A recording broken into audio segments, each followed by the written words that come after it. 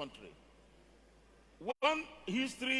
When story is told and history is written, that period of Obasanjo's rule will be regarded as a golden era in the history of Nigeria.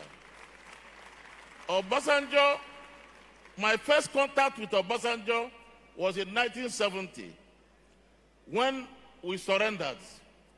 Obasanjo was the person who actually made the war to end peacefully. He's a man of history. God has destined him. Without men like Obasanjo and Gowon, it could have been a different story. Because Biafra was not ready to surrender. But they realized, because the war would have continued. We were not ready to surrender, even if they were bringing the whole weapon all over the world, because we were convinced we were not well treated. He's a very great man. And recently, I want to tell you, Your Excellency, your position in national issues, we appreciate it. We in Ohaneze, we appreciate it. I am speaking to you as the chairman or council of elders of Ohaneze Ndigbo. We appreciate you and we support you and we're very proud of you. So, now, I saw the trader association coming here from Lagos.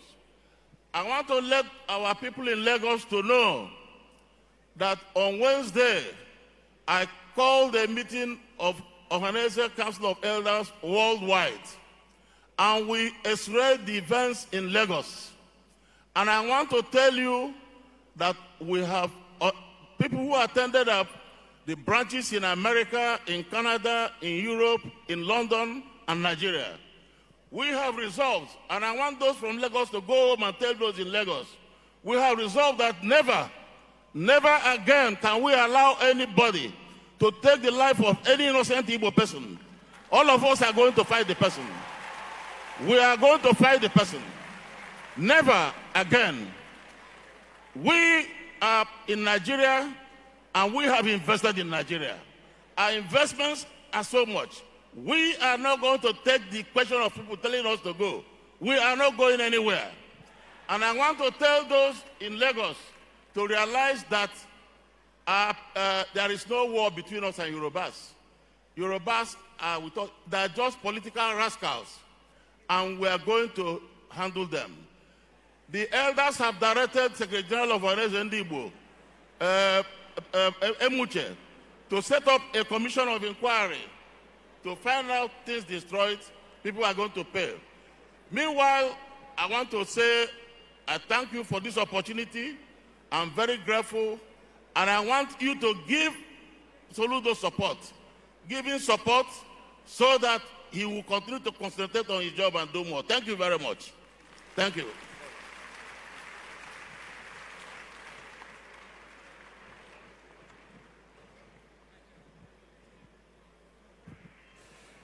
Vintage Chief Dr. Emmanuel Iwayanwu, chairman of this occasion.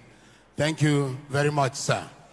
And I would dare say that our father, Chief Olusegun Obasanjo, is superintending here. Nai, our father, Nosa, once again. We appreciate you, and we appreciate everybody around you and the roots you have. Thank you, sir. Distinguished ladies and gentlemen, Mr. Governor, permit me to inform us and welcome Mr. Andoka Obaibena, a media guru of this day, and of course, Arise Television, that is also doing this program live, ladies and gentlemen. Can we appreciate a live television, Arise? Yes, thank you, Undoka Obaibena. We are proud of you, and our governor is proud of you. Very proud of you. And of course, let me also welcome in our midst Senator Alfonso Zobi Ibweke, and Right Reverend Professor Israel Okoye, Bishop Ihala Anglican Communion. My Lord, you're welcome. Distinguished ladies and gentlemen, at this point, I would like also to welcome and appreciate the banks that are here, UBA, Fidelity. We want to welcome all of you. Our governor says welcome to you, our bank partners. I know there are others here. But I can tell you that Anambra State is doing you well, the banks, and I think you know what to do in response. Onwa Enugu, we want to welcome you, Austin Ogwejofo, Norin. Now, at this point, distinguished ladies and gentlemen, it is important to see by yourself, live, real, documented, what our governor has done for these 365 days. Very abridged. In fact, it's a bird's eye view, because documentaries are edited to the least space to accommodate. If you have to do a documentary for about all the governor has done with his team for just 1 year, it can be captured in 30 minutes or less. But we've done a little humble professional job to capture a few of these giant strides. Photos, films speak the truth.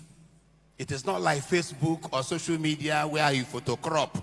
This one is direct, for real. Ladies and gentlemen, His Excellency, let us introduce a documentary on the activities, programs, and development strides of the Solution Administration, led by our own able, dynamic governor, Mr. Governor Professor Charles Chukwuma Soludo. Shall we go? The documentary, ladies and gentlemen.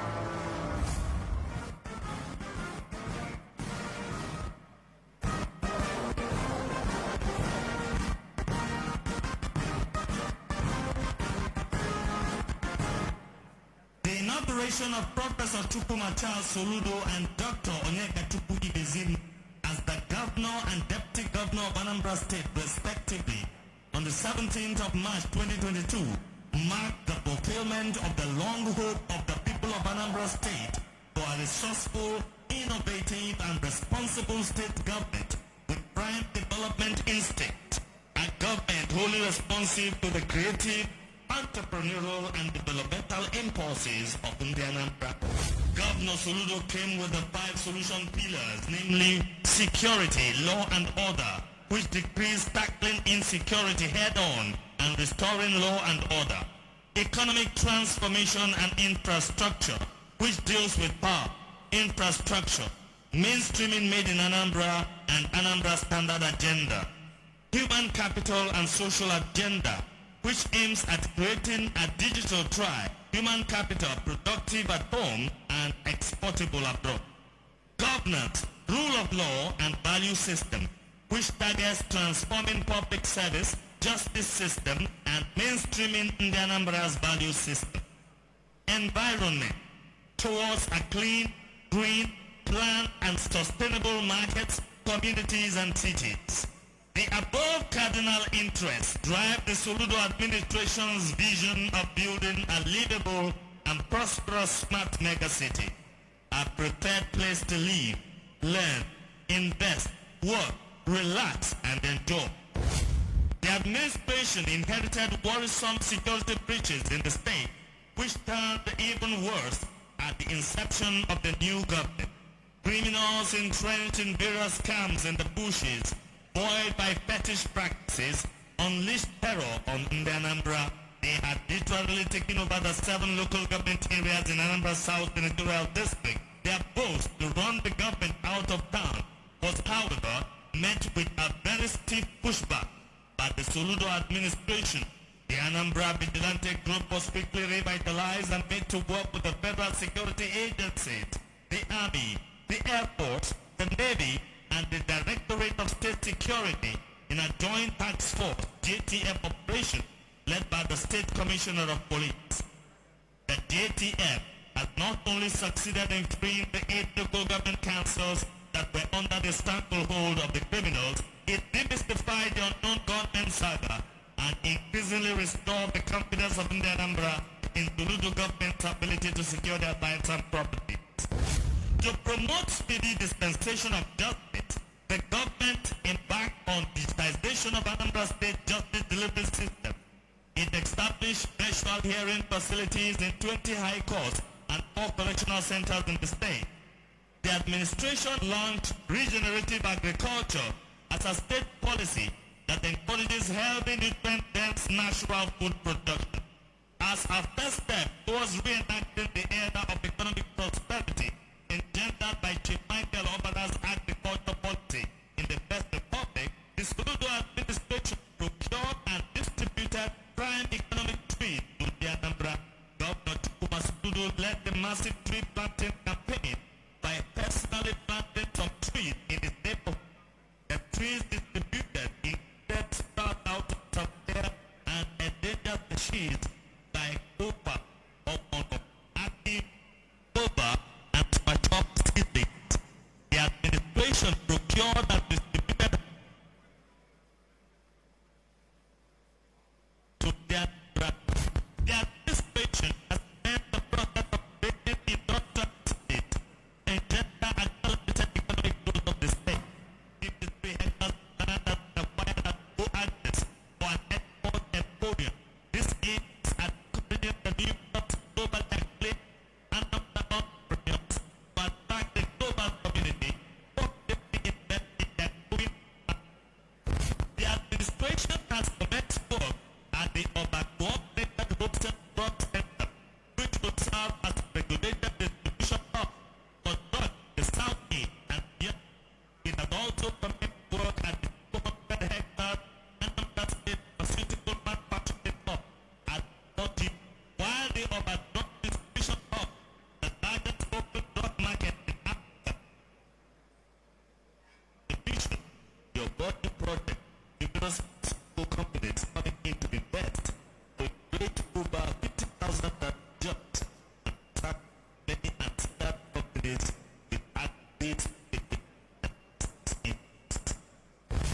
the government is now completing the development of the largest master plan by Agri-Lake for a 4,000 implement and leisure park.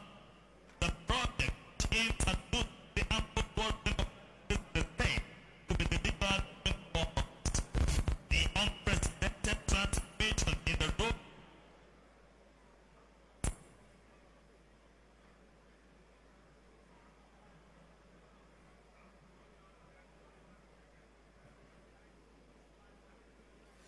Hello, distinguished and gentlemen. Mr. Governor, sir, this is a technical issue. We know we played this back and forth and all of that. So we want to apologize.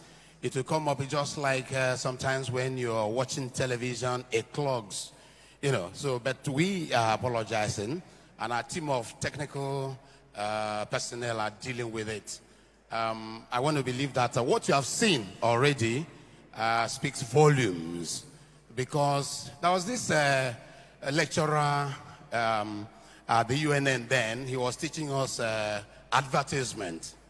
And he got to a point, he says, show and tell. That is, you show and tell.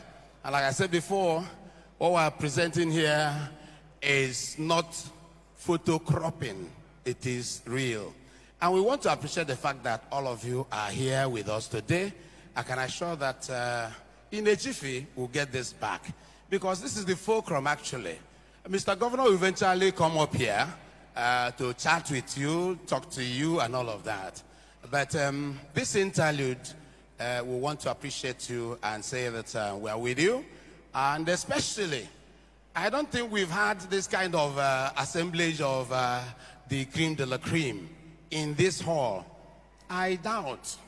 But the personality of our governor has done so much. And it cuts across board. This is the governor of Anambra State. Beyond boundaries.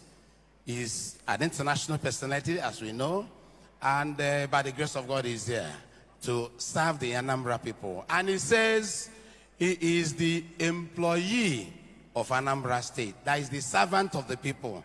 So we're happy, Mr. Governor, that we are here together, and especially having Ndideka Ateze here. Ozibondofa here. Ndejimalo Anambra na Nigeria. No mobile. Kangana banafa makoya de kaya sena I ne wali sosai. So, ladies and gentlemen, very shortly we will. All right.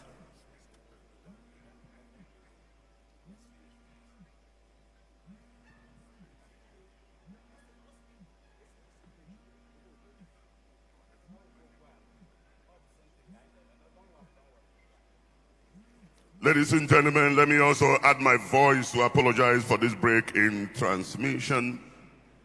With the permission of the governor, I want to welcome to this occasion the Group Managing Director of UBA, Mr. Oliver Alawoba. Let's put our hands together for him, please. And also the Managing Director, Chief Executive Officer of Fidelity Bank PLC, Mrs. Neka Onyali Ikbe. Please, a round of applause for her. I'm not sure we'll capture at this event that we'll have the former governor of Cross River State, you know. Okay. Mr. Donald Duke, we want to welcome you. At this juncture, ladies and gentlemen, when our technical crew is ready, when they are ready, we'll come back to that documentary. But permit me to invite, ladies and gentlemen, our messianic governor, a man who is transmutating Anambra State to become a livable, prosperous, clean, secure, smart homeland. Distinguished ladies and gentlemen, a man who has transformed over 35 countries and is in Anambra State today, replicating the same thing in Anambra State. Mr. Governor, Professor Chukwuma Charles Soludo, a globally recognized, adored, and adulated economist and econometrist. Ladies and gentlemen, Mr. Solution, Professor Chukwuma Charles Soludo, CFR. A round of applause for him, ladies and gentlemen. Can I hear you say, Mr. Solution? Can I hear you say, Mr. Solution? Can somebody say solution is here? Say solution is here. Thank you very much, Mr. Governor, please.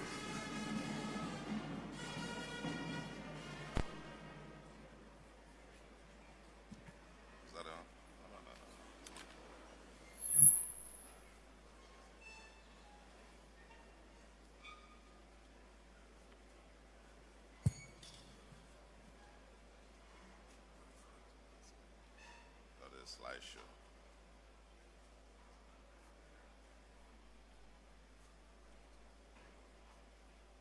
Is it showing on the screen? Yes.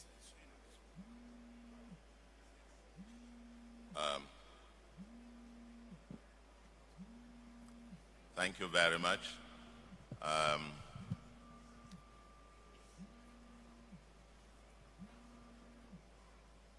Hi.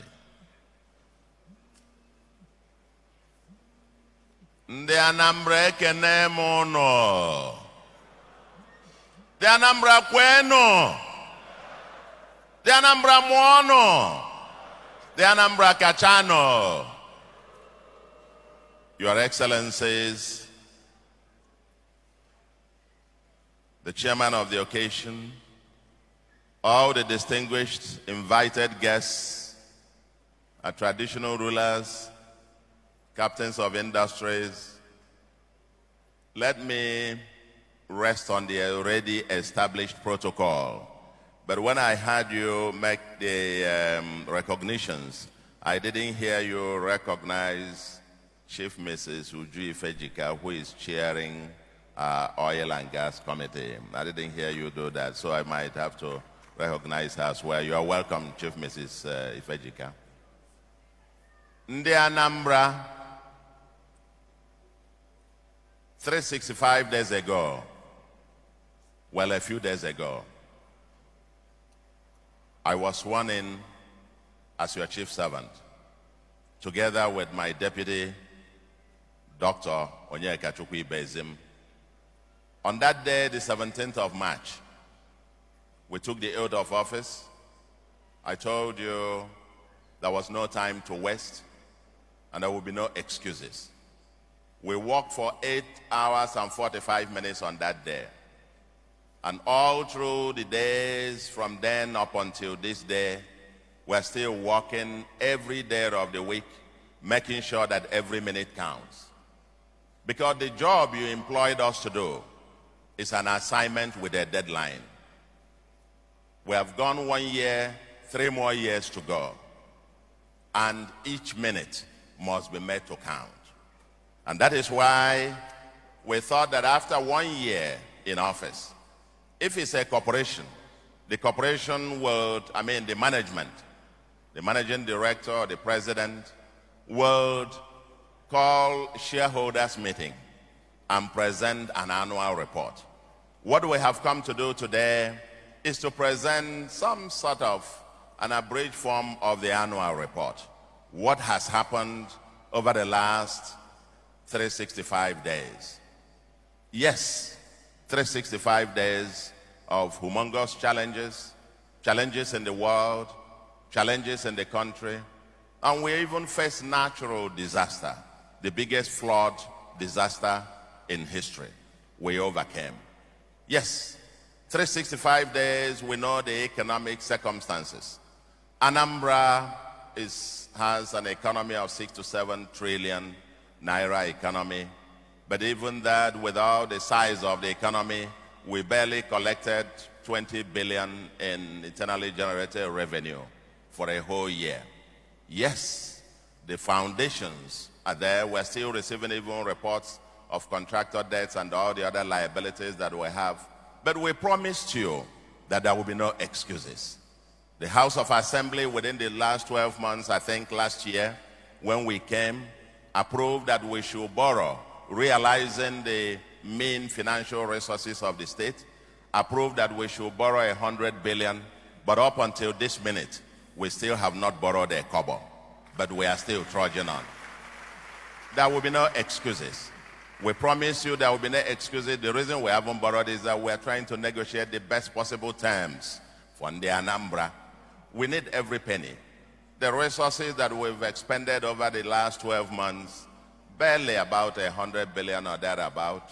If you cascade that, put that in dollar terms, probably 100 and something million, depending on the exchange rate you use, which is a tiny fraction of what used to be in the past. But we promised you that there will be no excuses. In spite of all of those, the humongous security, insecurity, and road crisis that we had, what we have gathered today to say to you in the Anambra, and at least as attested by the feedback we have gotten from all of you in the Anambra who have employed us, is that from what you have told us, it appears that today is certainly better than when we came a year ago. So if they ask about the state of the state of the state is strong and will continue to get stronger, and we believe that in years to come it will continue to get better and better and better. It's an agenda with a deadline. We have 3 more years to go. 1 year gone. But this first 1 year, ladies and gentlemen, has been 1 year of trying to set fundamental foundational issues.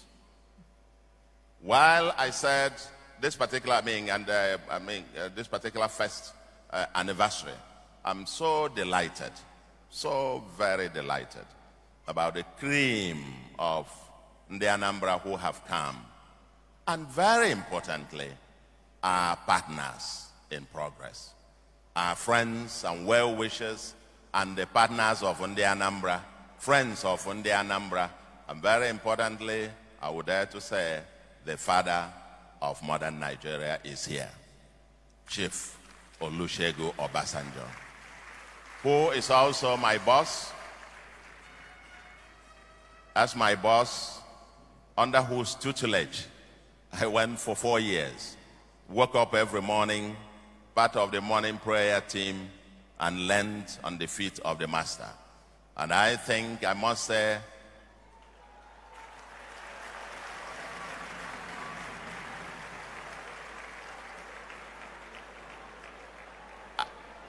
yes, yes. Thank you, thank you.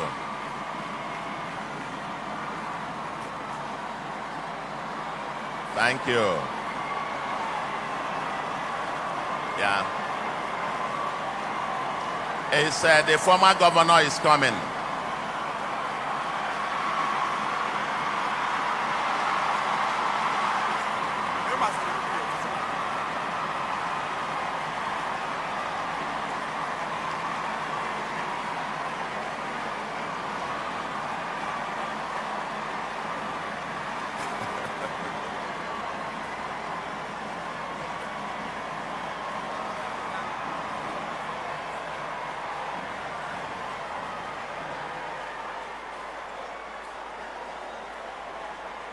Yeah.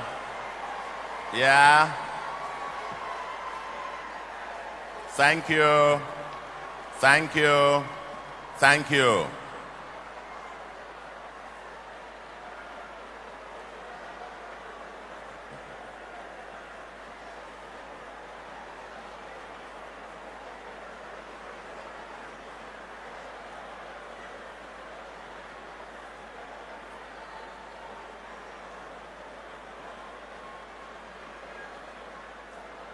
Oh, yes.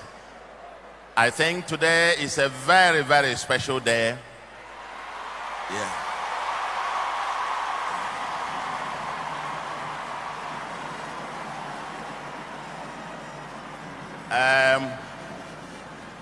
It's a very special day. Very special day in Anambra. It's okay. It's okay. Thank you very much. It's a very special day in Anambra. Before you walked in, my predecessor in office, and an illustrious son of Anambra in whom we are well pleased, Mr. Peter Obi.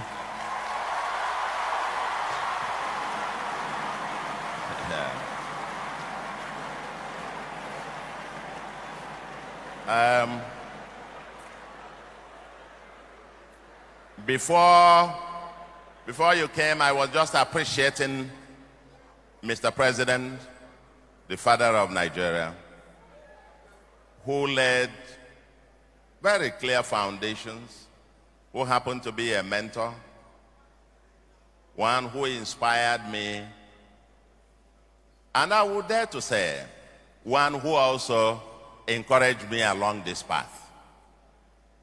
And I'm so very pleased, and I want to thank God immensely, that today when we are celebrating our first year in office, that he is here live to witness the seed that he has sowed.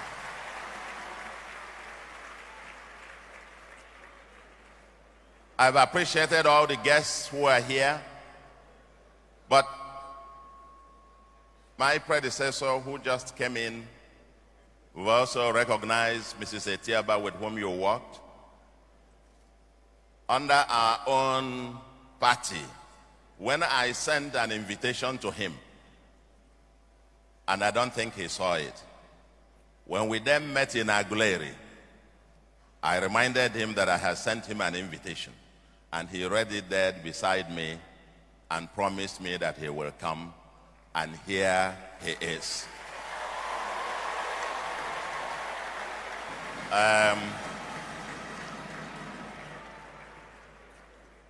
That is Anambra. That is the spirit of Anambra. In Anambra, I did say that even when I was attacked on the road, en route to this place, so then this beginning of this journey, I did issue a statement that in Anambra, politics is not war. In Anambra, we play our politics. We might disagree, we might fight, We don't even fight physically. People might have their court orders in their pockets and so on and so forth, as the most litigious people, I am told. But when that is all over, we come together.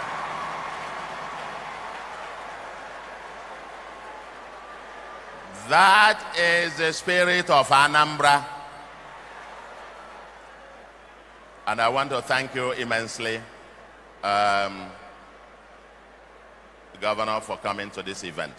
Okay, now let us go on.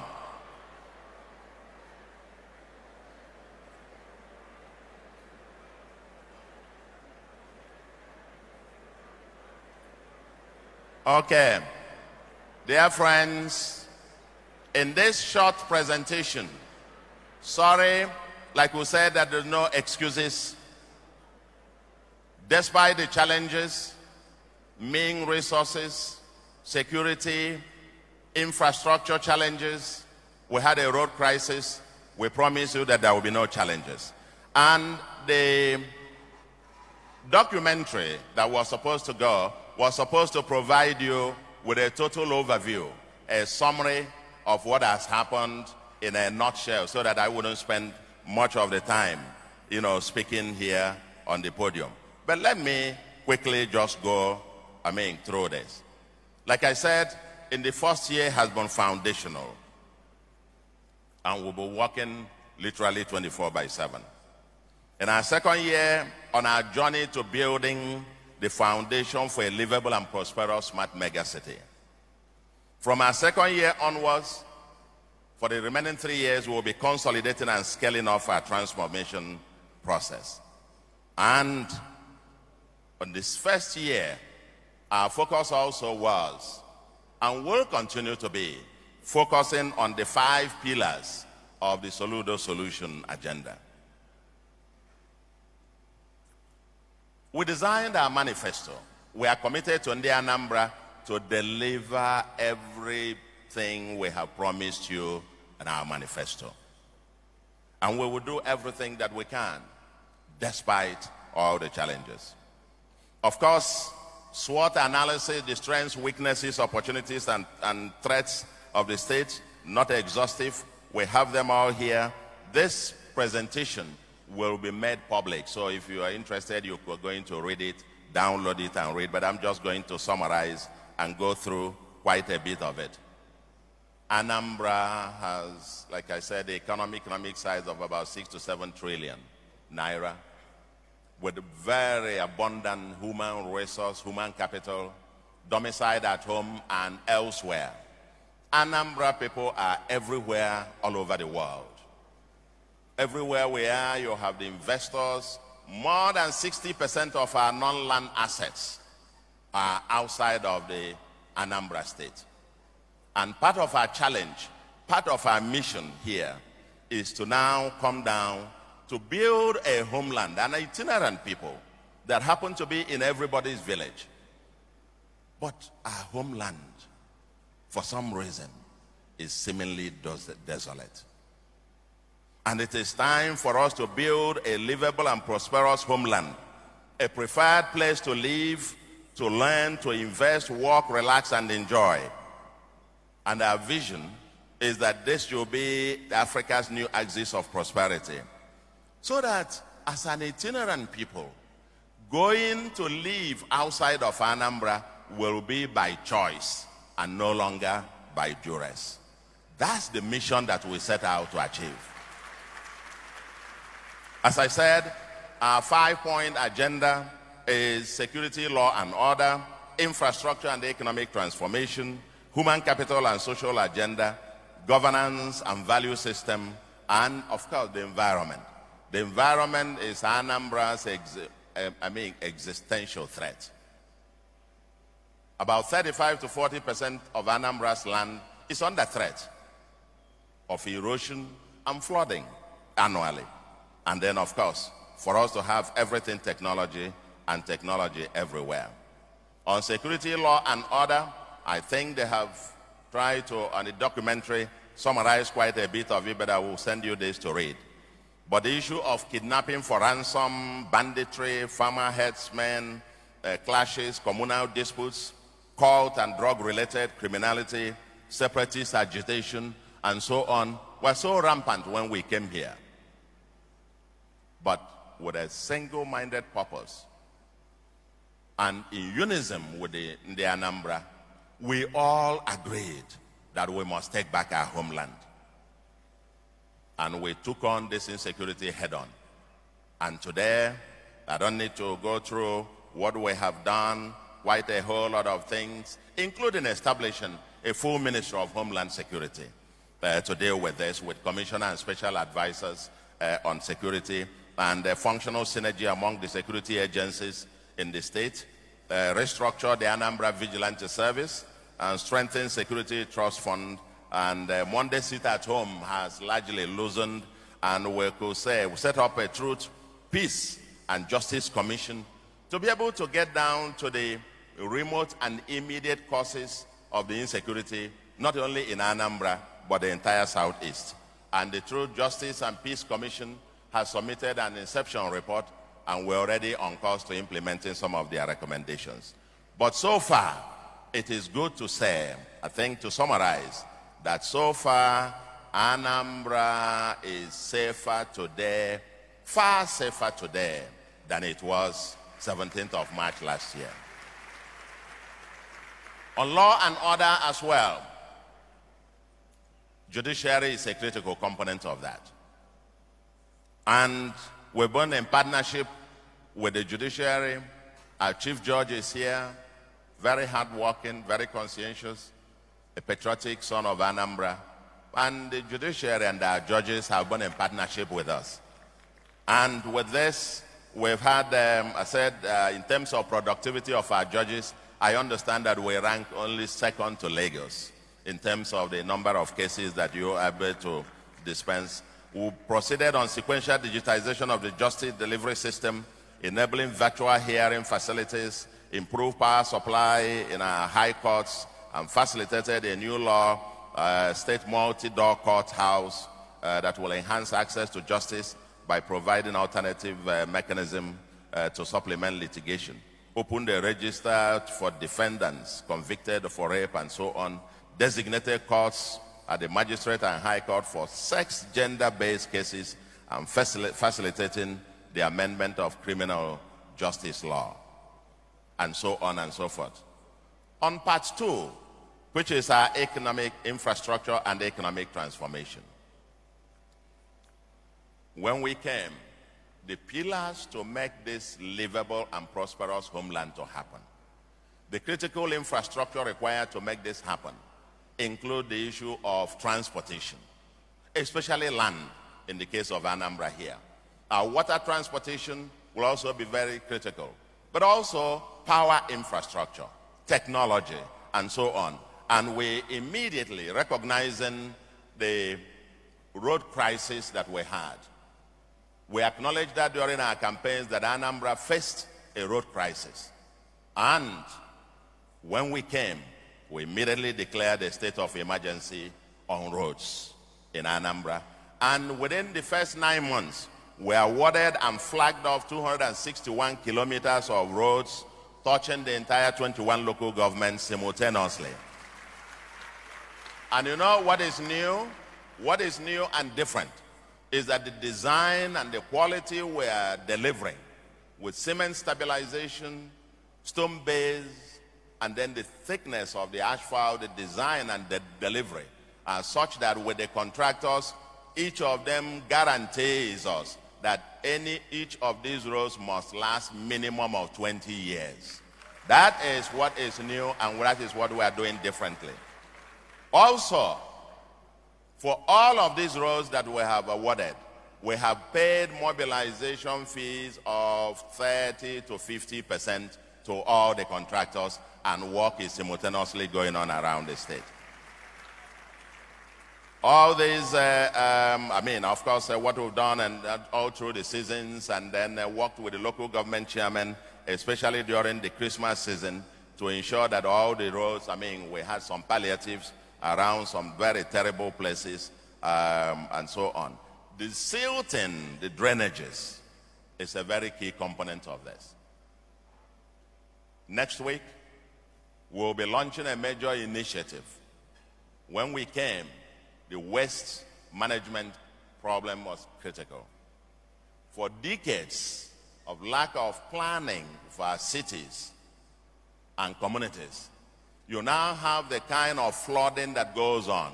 These drainages are filled up and people have built on the waterways. One of the things that we tackled initially was pulling down a whole lot of buildings that lie even on the Sakamori and at the Wangene area of Onitsha to be able to allow floods to flow back into River Niger. It wasn't a pretty thing to do, and many of you watched some of the drama that went on there. But this is a task that we must do. Every time it rains, you see flooding on the streets and several other places. This must end. And next week we are launching, we've now finished a study for a comprehensive framework to be able to deal with this once and for all. And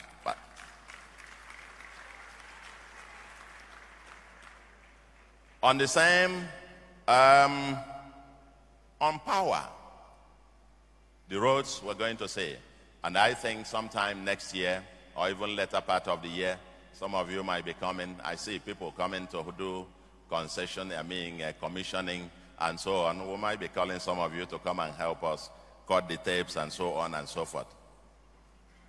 But let me say this, on power, power is a critical one. Before I was sworn in, we had a full day brainstorming session with the EEDC at Enugu on power. Because our agenda, our mission is to be able to guarantee, to provide 24/7 electricity in Anambra for at least the major cities of Anambra for the first instance. That's our goal. And we met with the EEDC and when working with them all along, power has improved in several aspects, but not yet where we want it to be. And yesterday, we signed an agreement with EEDC on the issue of more efficient production, even production, distribution, transmission and distribution of power here in Anambra. And our game plan is that within the next 2-3 years, we should be able to guarantee 24/7 electricity in very key components of Anambra State. We've also converted a whole lot of the diesel-powered street lights to solar-powered to go into green energy. More efficient, more cost-effective. And we're now dealing with almost about 17,000 of such being now installed. Our target is to get to at least 25,000 in the shortest possible time. Like I said, the goal is 24/7 electricity. And with the street lights and getting power everywhere, and with security returning, night economy will become a culture in Anambra. And that is how we are going to begin to create more jobs and more jobs and more jobs and more jobs. On the same thing, on the transport thing, we'll develop a strategic transport intervention plan. We're modernizing of our water transportation, especially for riverine areas. And you will see some results on it. The boats and the transport infrastructure in the riverine areas is nothing to write home about. For example, we know that before we came, the only local government in Nigeria that I know that is not accessible by road is Anambra West. Nzam, not accessible by road. As we speak, it's not only that a road is, and the people there, consequently, after harvest, they will transport their goods, their agricultural produce, to Ela in Delta State. That's the only place they could go to. They were totally disconnected from Anambra. But today, I drove to Nzam about 3 weeks ago, and the road is getting done. Not only that the road to Nzam will be completed in the next few months, we're also providing now water transportation. We're building some boats and transportation mechanisms, and henceforth, before the end of this year, people from that part of the state will be able to transport their goods down to Onitsha, down to everywhere else that they need to take things to.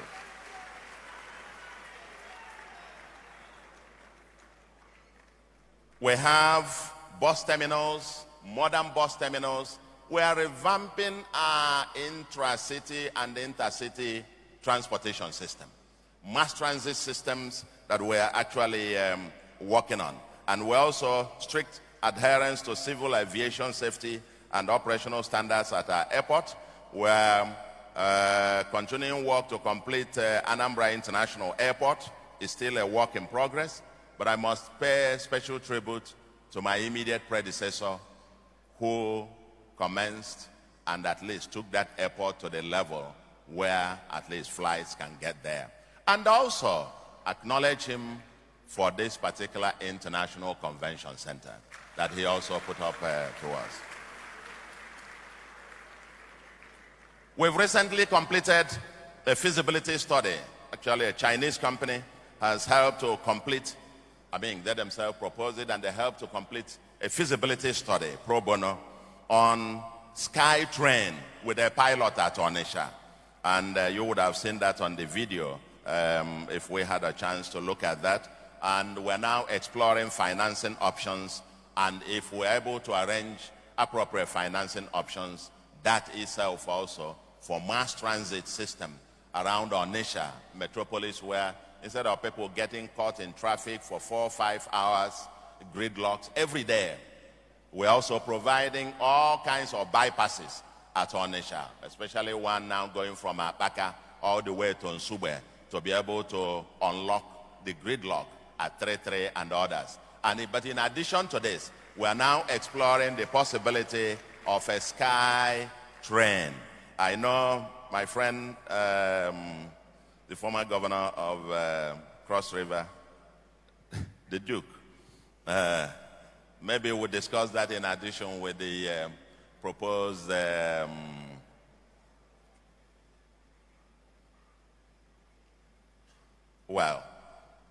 we'll talk about that differently. But we are proposing now to have very, very active sky train in whatever form that comes. We are looking at the financing, and I'm glad some of the bankers are here. But it will not be at the kind of interest or so that you were talking about. Let's talk about maybe that will become your social responsibility to Anambra, so to speak.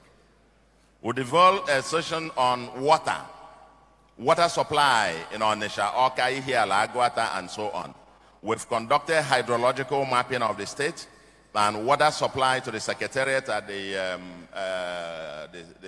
Civil Service Secretariat has been rehabilitated and resuscitated. We collaborated with UNICEF to rehabilitate 98 hand pump boreholes in 7 local governments.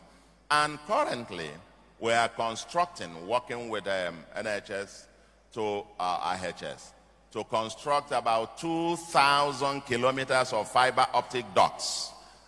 2,000 kilometers around the entire state of fiber optic ducts that will ensure last mile connections so that all around the state people can have access to cheap, accessible, high-speed internet access all around the state.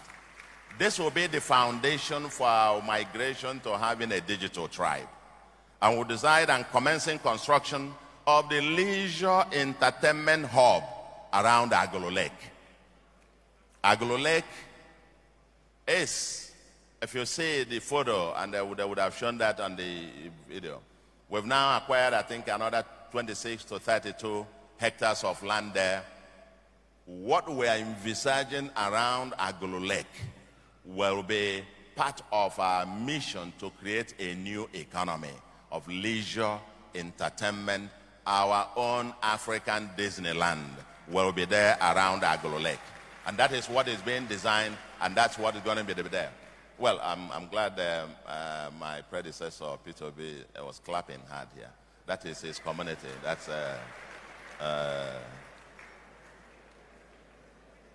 maybe when we, because I know it's a walking distance from his house in the village.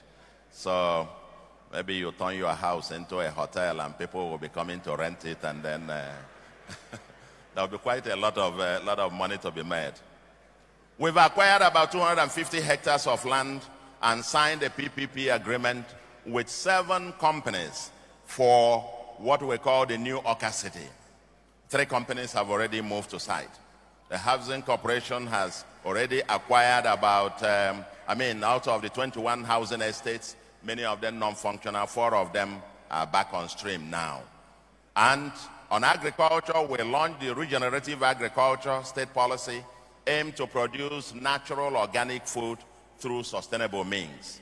We have the new palm and coconut revolution, and we are going back to our roots. Mr. President, we are going back to our roots. The economy of the Eastern region in the 1960s was the fastest growing regional economy in the world, growing at about 9-point-something%. That's the fastest we've ever grown. Maybe the second fastest, the fastest growth period of our economy was when you were the president, and yours sincerely was working with you. That's when we had the fastest growing for the economy. But for this region, the regional economy of the Southeast was built, that 9.8% per annum annual growth rate was built on the foundation of palm. But oil came, and crude oil came, and oil palm died. And today Nigeria is a net importer of palm produce. We gave the seedlings to Malaysia. Today we import from them. This is one of our steps to go back to the roots. We've done the economics of our palm and coconut, and we found out that a poor household with just 10 seedlings of palm or coconut, or even a combination of the two, after 4 years, 3-4 years, when they start fruiting, that household will be permanently for life out of poverty. We've done the numbers, and therefore, last year, within the first 1 year, we procured and distributed 150,000 coconut and 220,000 oil palm seedlings, both as poverty alleviation and the economic growth initiative. By the time they start fruiting, a new economic ecosystem around them will emerge. And for this year, we have also approved to be able to deliver at least 500,000 of these two products combined again to our people, to poor people all around the state, both for poverty eradication, and after the next 3-4 years will become a major instrument in terms of our economic growth as well. Now, there are a whole lot of things, the rare species, okwa, aquilo, and so on, guava, soursop, and so on, thousands of them are being planted all around Anambra. We want to develop a new agro ecosystem. On industry, we've developed a framework for the development of industrial cities that will catalyze faster economic growth in Anambra. 53 hectares of land has been acquired at Upo for the development of an export emporium and what we envisage to become the Africa's largest shopping mall. The feasibility study for this is ongoing, and we're expecting more land from Ukulu to complete it to 100 hectares. It will be the new axis for commerce in not only in Anambra, but also in Nigeria. We have an engagement with the federal government on the automotive industrial park, sited on 80 hectares at Akwi Head, Unubi, and Oga. We've commenced the construction of a wholesale drug market at Oba, and this will become the largest open drug market in Africa. This is ongoing. I think the video would have shown that 3 contractors are in sight, and we're expecting that in 18 months, this will be completed, and these people will have to, the Obogwu at Onisha and various Obogwu sites that are very, very dangerous places to display drug, will have to move to a more modern and approved development. We've commenced the clearing of about 200 hectares of Anambra State Pharmaceutical Manufacturing Hub at Oboji, and thank you to the people of Oboji for donating the 200 hectares of land free of charge. They've donated it free of charge, for us to get onto this. And let me also add, this is supposed to house about 100 pharmaceutical companies and pharmaceutical school and so on. Let me also add that even around that same axis, we are completing negotiations and discussions with about 5 communities that have combined to provide over 4,000 hectares of land that we're also designing to become the new Anambra Industrial City. And this is ongoing as we speak. On our human capital, of course, our educational system, we know how it is. We have predominance of private schools and vis-a-vis public schools. For example, the primary will have 1,191 private schools and 1,057 public schools. Secondary school, we have 277 private and 256 public. And tertiary, we have 4 private and 3 public. What is the point? Anambra educational system is dominated by the private sector. The public sector needs to be brought up to speed. And we also need to ensure quality assurance, standardization, and because for us, human capital is Anambra's greatest resource. The people, we have oil, but very minuscule. We don't have much natural resources. Our greatest resource happen to be the human beings. And we want to be able to mine this human capital to a point to produce human capital that is productive at home, productive in Nigeria, and also exportable to the rest of the world. And in this, we have begun work.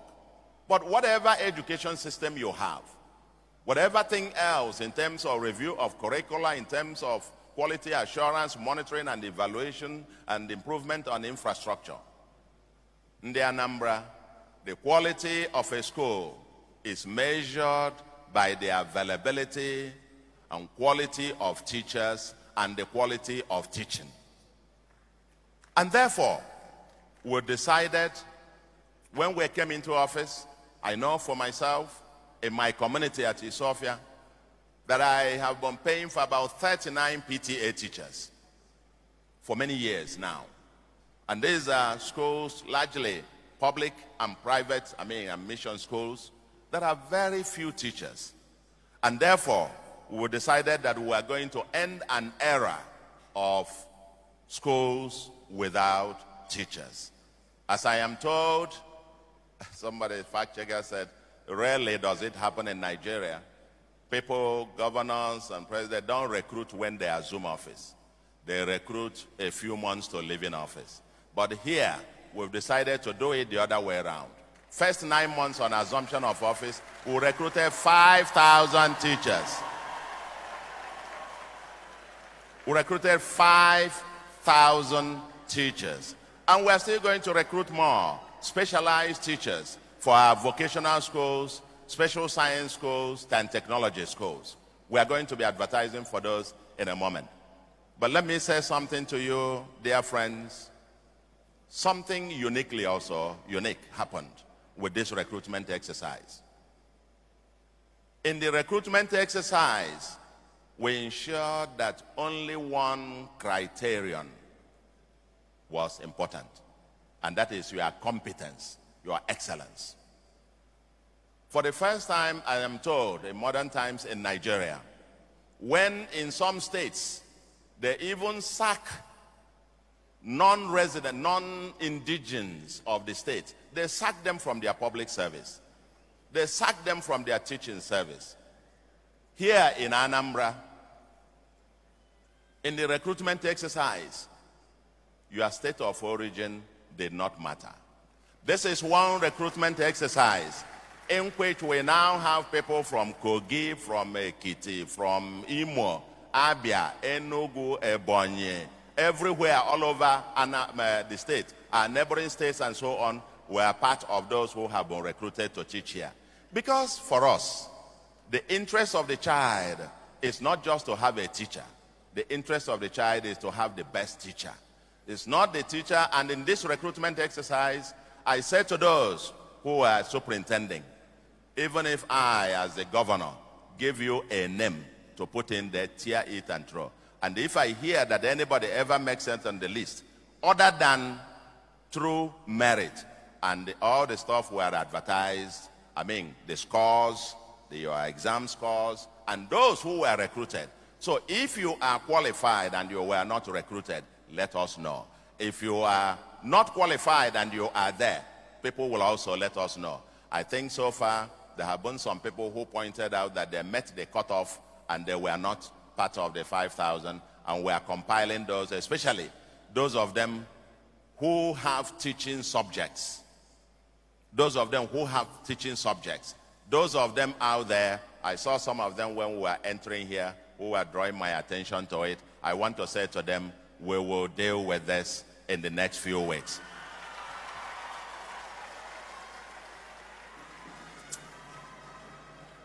For education is the key. We have established an Education Advisory Council. We introduced history back and scholarships to indigent students, especially in the disadvantaged riverine areas of the state. And of course, healthcare. Healthcare is quite a whole lot has happened in the area of the healthcare. Because for us, that is bottom line.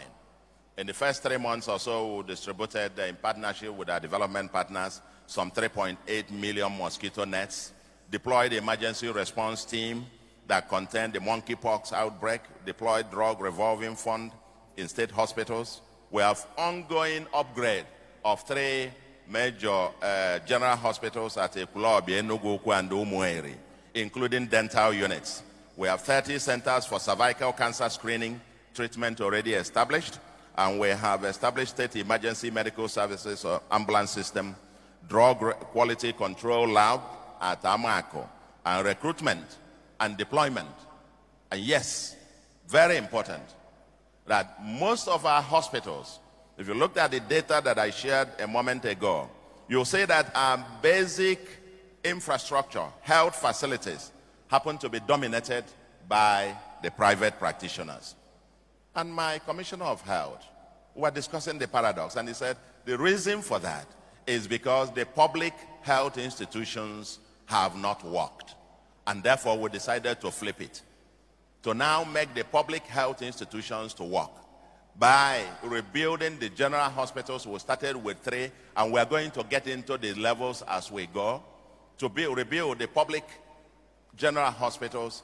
And now, yes, ending the era of hospitals without doctors, hospitals without pharmacists, hospitals without nurses. And we've embarked on the recruitment of about 244 of them, that are 244 professionals that are helping us, doctors, pharmacists, nurses, and so on and so forth, and conducted medical oxygen, construction of medical oxygen production plant at General Hospital Onitsha, establishment of an endoscopy unit at General Hospital Onitsha, and so on and so forth. Analyzers to the laboratory department of general hospitals in our places. In the Anambra, our health is our wealth. And we will give every attention. I think this year, in our budgetary allocation, we more than doubled or tripled what we had last year for our health. And I think similarly for our education. This is our priority. This is our future, our human capital. And, for example, social protection initiatives that we have launched, we've launched innovation program of Anambra State, the Soludo Innovation District. Okay? The Innovation District. And this is focusing on raising the digital tribe with deep technology, startups, inventions, research, commercialization, creative talents, and SME innovations. In the Anambra, by October this year, we are going to have the Anambra Week, a whole 1 week, where we celebrate, we fish out the Anambra talents, the inventors, the innovators week. We are going to have the Anambra Talents, Invention, and Innovation Week in October this year. We've begun commencement of phase 1 of One Youth, Two Skills program.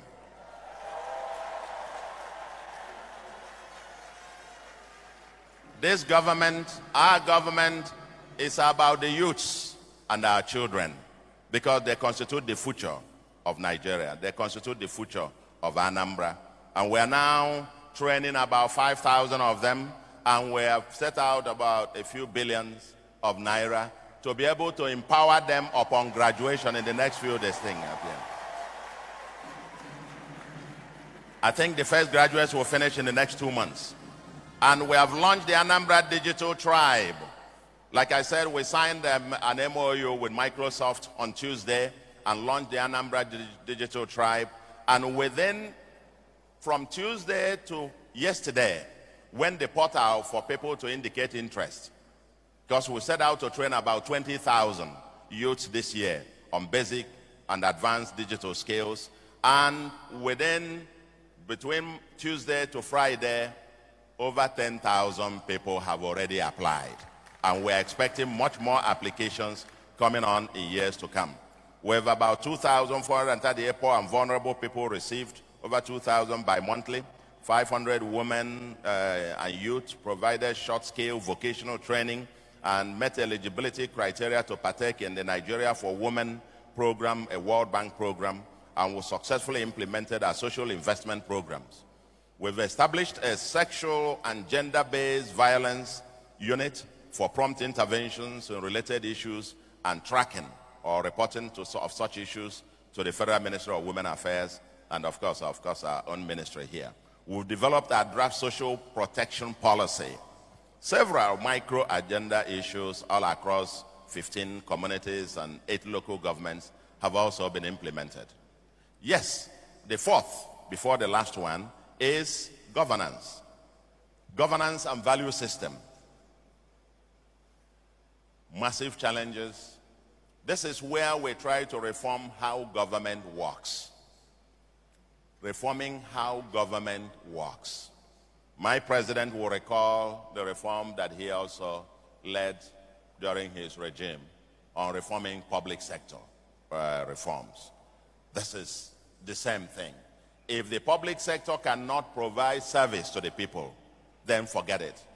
And therefore, the problems of inadequate human capacity, low utilization of technology, poor accountability, and bureaucratic civil service processes, and so on. We have begun to deal with this very, very vigorously. We developed an execution strategy for the reforms of the civil service into a more focused, citizen-centric organization. We've began to restructure the MDAs to align with the administration's priorities and salaries. And yes, I must say this, when we came,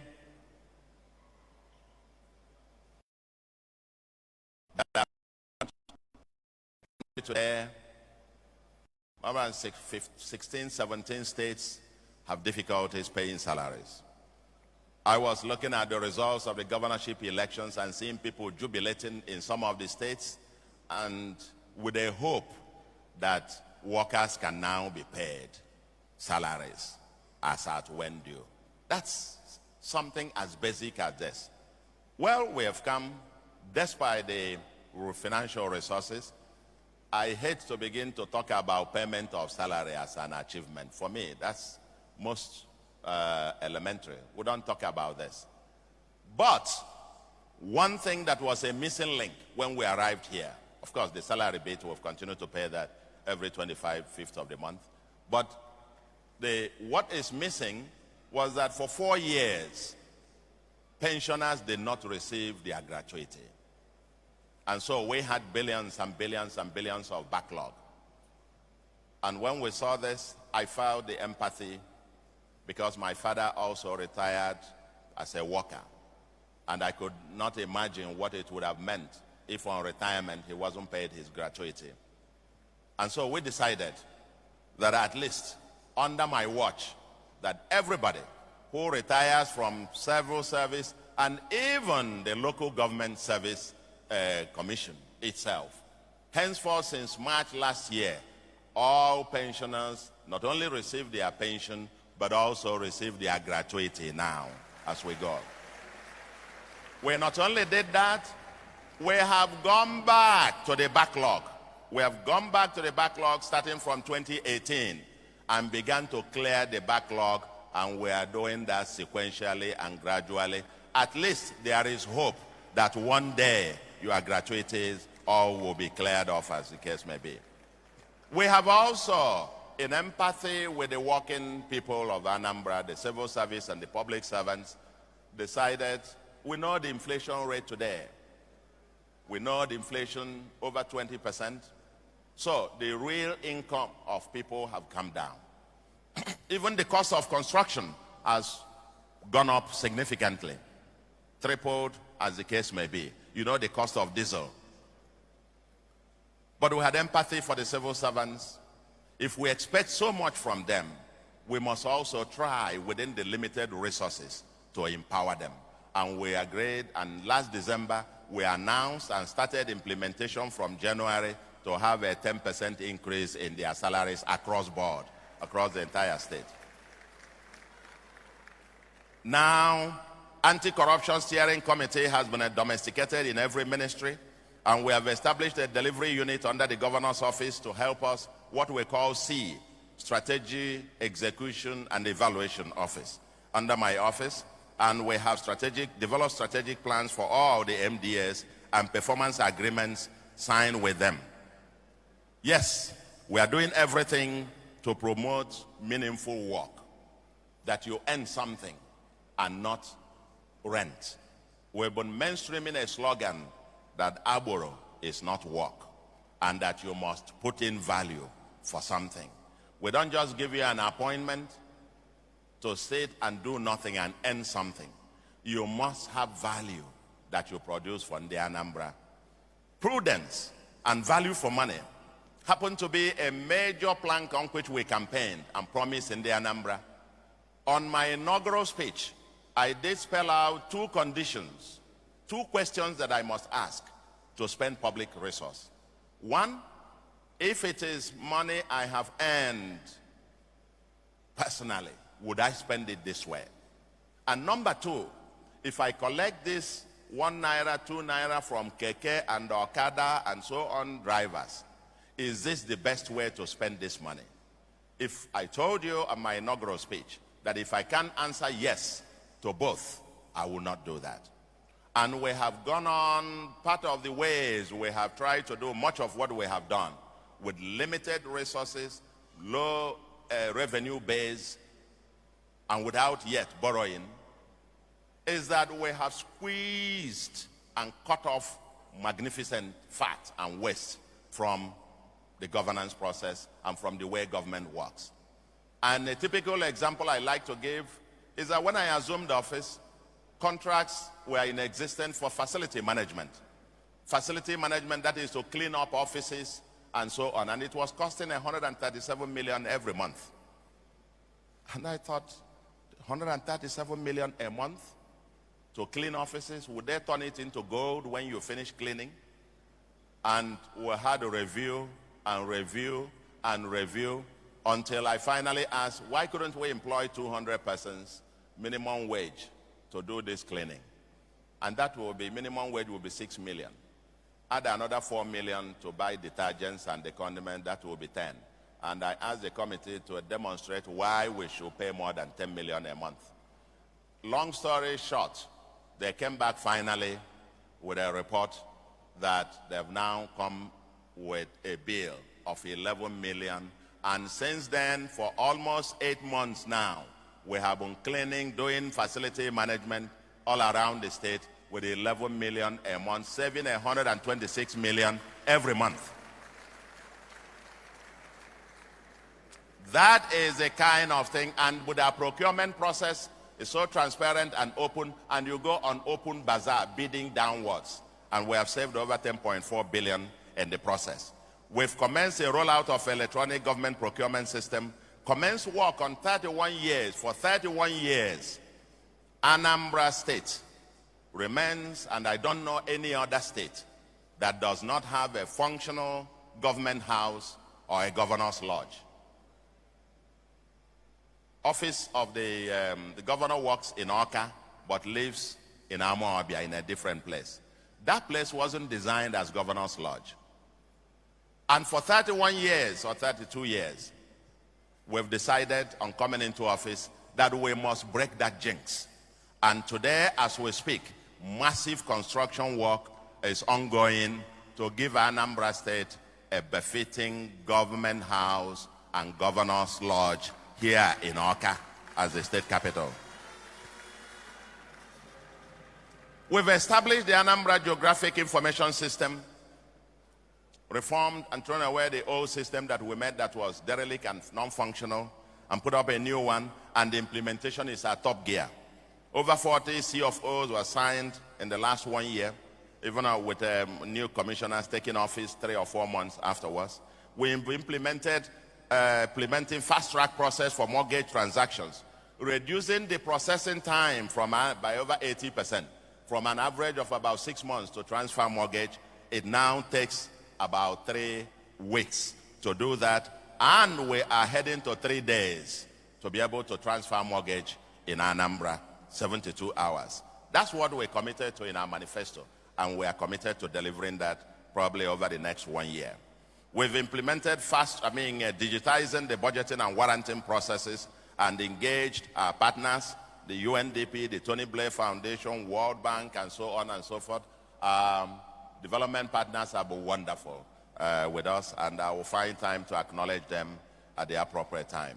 We've restructured the Anambra Investment Promotion, ANSIPA, into Anambra Development and Investment Corporation. They will also have a financing arm.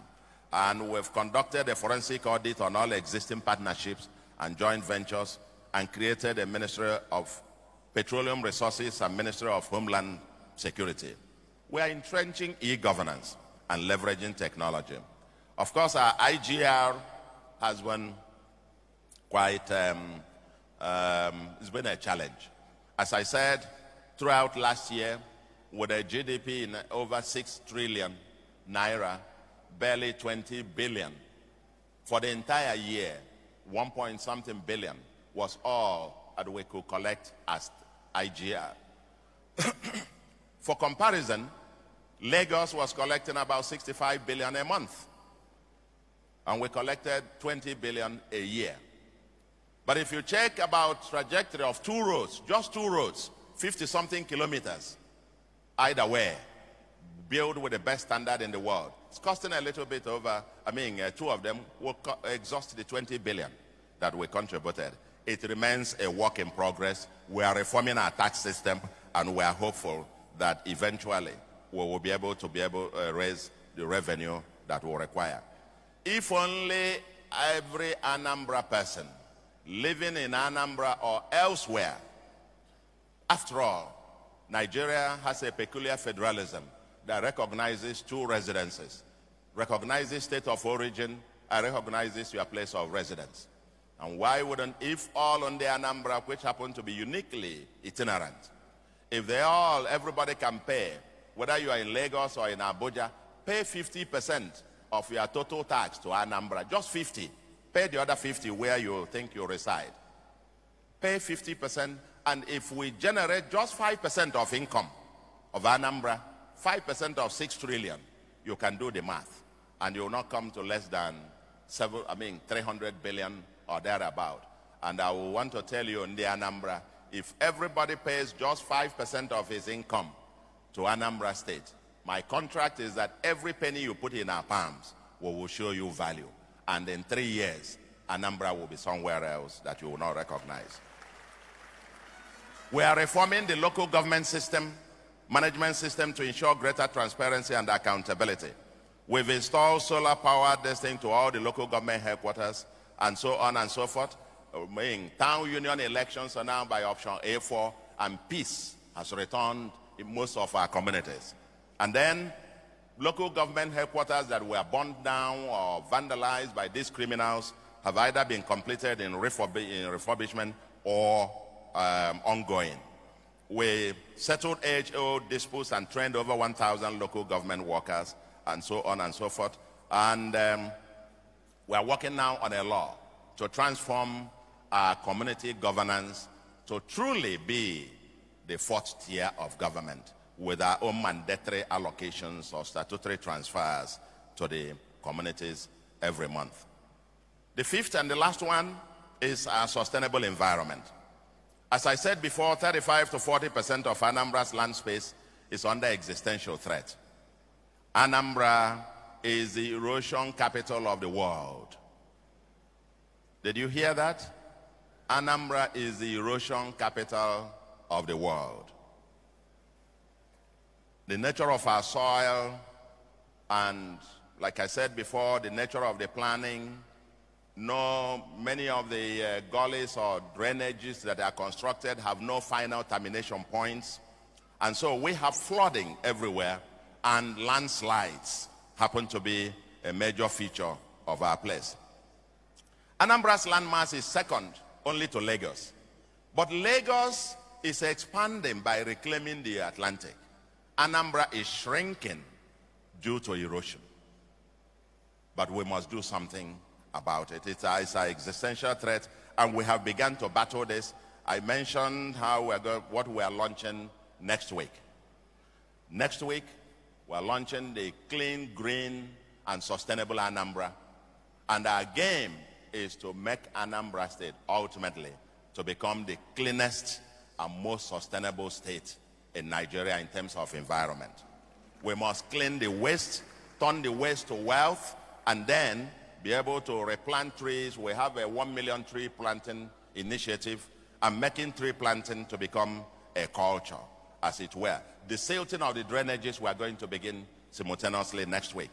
Next week, Saturday, the 1st of April. That is not April Fool.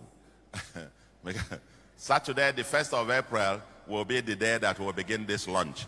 And everybody will get their own shovel and everything, and we'll get to this thing and begin to desilt. And of course, with massive tree beautification and urban regeneration efforts.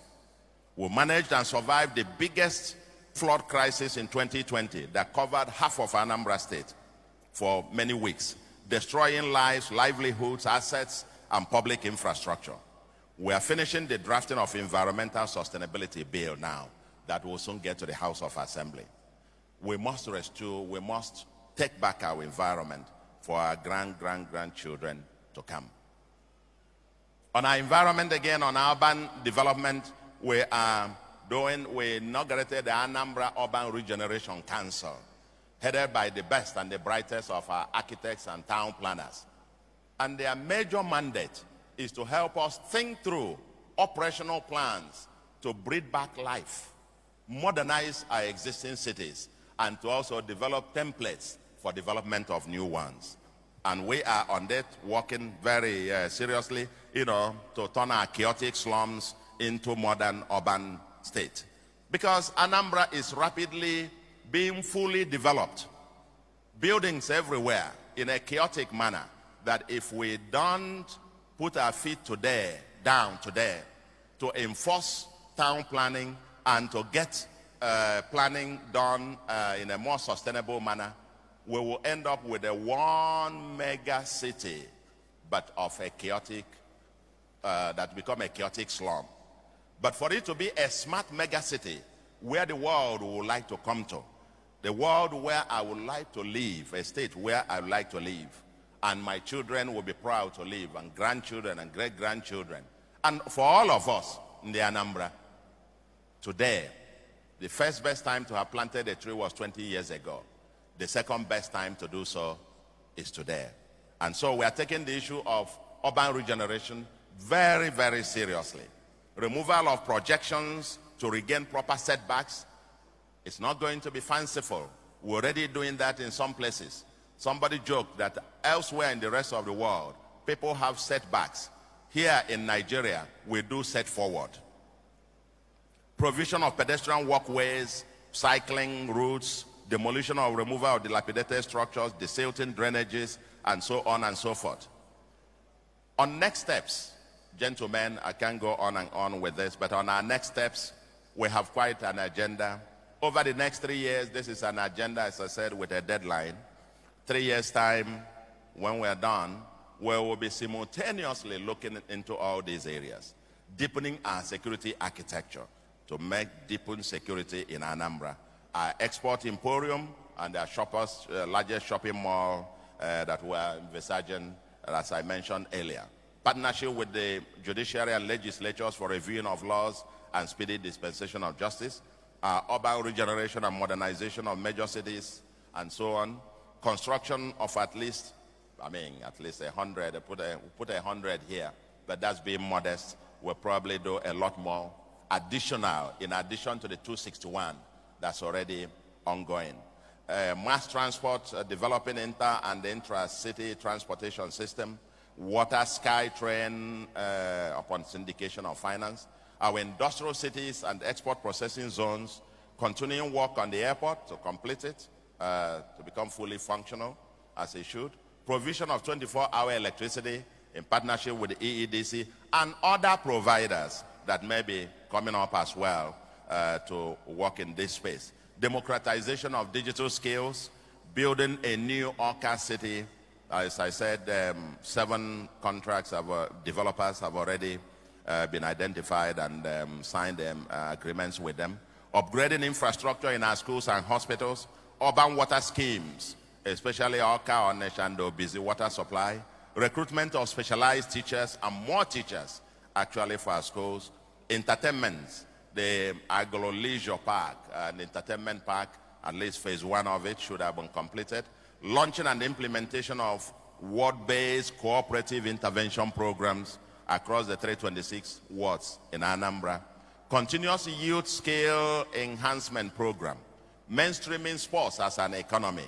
And mainstreaming the solution, talent, invention, and innovation district agenda. Our agenda ultimately, because we envisage a state where everything is technology and there is technology everywhere.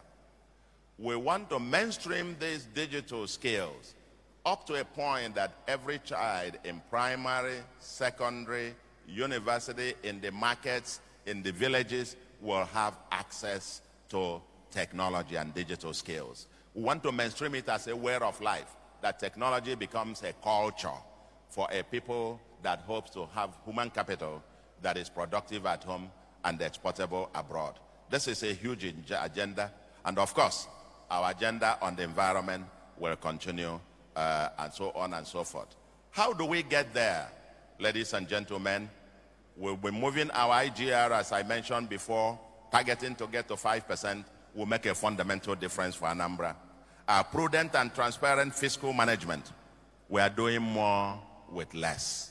That's our mantra in government, doing more with less. And there are dozens of examples of what we are doing so far. We're doing more with less. Patronizing what we make here. Even the food we eat, the drink you have when you come to the governor's lodge, nothing is got to be made. If it's not made in Anambra, it must be made in Nigeria. We're not importing anything, and no imported thing shows up there as your drink. We are doing more with less. Ease of doing business and mobilization of private capital, mainstreaming citizen community ownership development, and so on and so forth. We are, our PCPP, public community private partnership, is the agenda. And then strategic partnership with our international partners.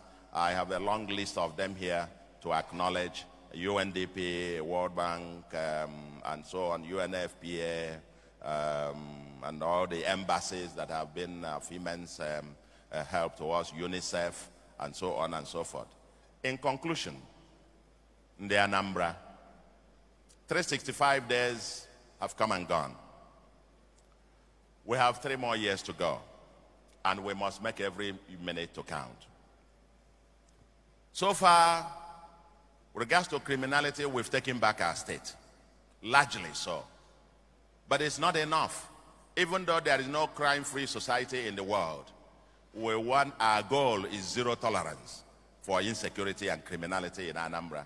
We've told those in the bush to come out. We'll give you skills to start a new life.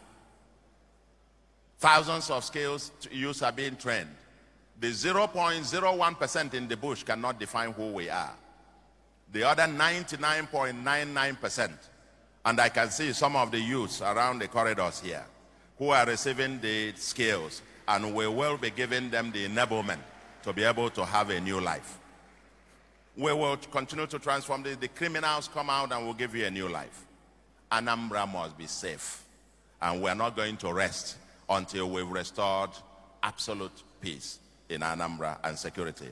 We need to continue to bond together as a patriotic team for the development, and to defeat evil together. This is now time to translate our homeland consciousness and love into action. Wherever you may be, Onye Anambra, ultimately, most of us, wherever you may live, whether you are in Atlanta or Houston or in Canada or in London or Italy, or whether you are in Abuja or Lagos or wherever, you will realize we love this place so much that when we die, we ultimately want to be interred here. We don't want Anambra for you who happen to live abroad to be only a place for burial, your burial land. This must be a livable and prosperous homeland for an itinerant people. For an itinerant people, you want to be able to say, wherever you may be all around the world, at the worst case scenario, you will be able to return back to your village and call it home. And it should be livable, it should be prosperous. For me, development of Anambra is personal. Personal in the sense that, just like I learned from my boss, who is here, President Obasanjo, when he left office as president of Nigeria, he did not stay back in Abuja. He does not live in Lagos. When you want to see him, you either go to Abeokuta or you go to Otafam. I would like, when I finish this job, it's personal to me because I want to join hands with everybody here and all our partners to build a state that I will be proud to live here even after leaving office. This is the land I want to build. And so it's so personal that I am so emotional about it, that we must make it all work. And therefore to you, we have not been able to do anything all by ourselves. We have been able to do so collectively together. Without you, the people, without your cooperation, without the cooperation of our major stakeholders, without the cooperation of our friends, even the federal government and the international community. Sometime, I think June 9th or thereabout, we hosted the entire international community, the ambassadors of major countries of the world, 19 of them, and all the development financial partners. They took a chartered flight into Anambra, and we toured the state. They saw the promise, and they continue to promise and continue to stand by us. For the Anambra, the goodwill is there. The environment is getting better. And together, all of us can bond together. Whatever we will that Anambra can be, it can become. If only that pride, that people, the people of Anambra, the billionaires all over the world and all over Nigeria, just 5 to 10 to 25% of your wealth back in Anambra, Anambra will indeed become that African Dubai, Taiwan of our dream. Thank you very much, and God bless you, and I see you again in the next 1 year. Wow. Please, a round of applause. Call him Mr. Solution. Yes, the Ibezim SARS.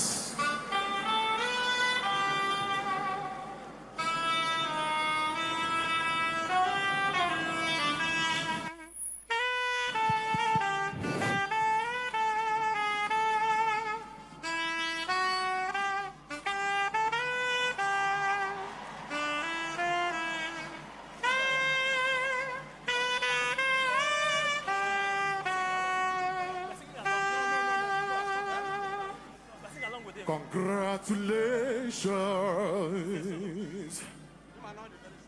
Congratulations. Congratulations to you, Mr. Governor. Congratulations. God has done it. Yay! Congratulations to you. Congratulations, Mr. Governor. Congratulations. Congratulations to you, Mr. Deputy. Congratulations. God has done it. Yeah. Congratulations to you. Thank you.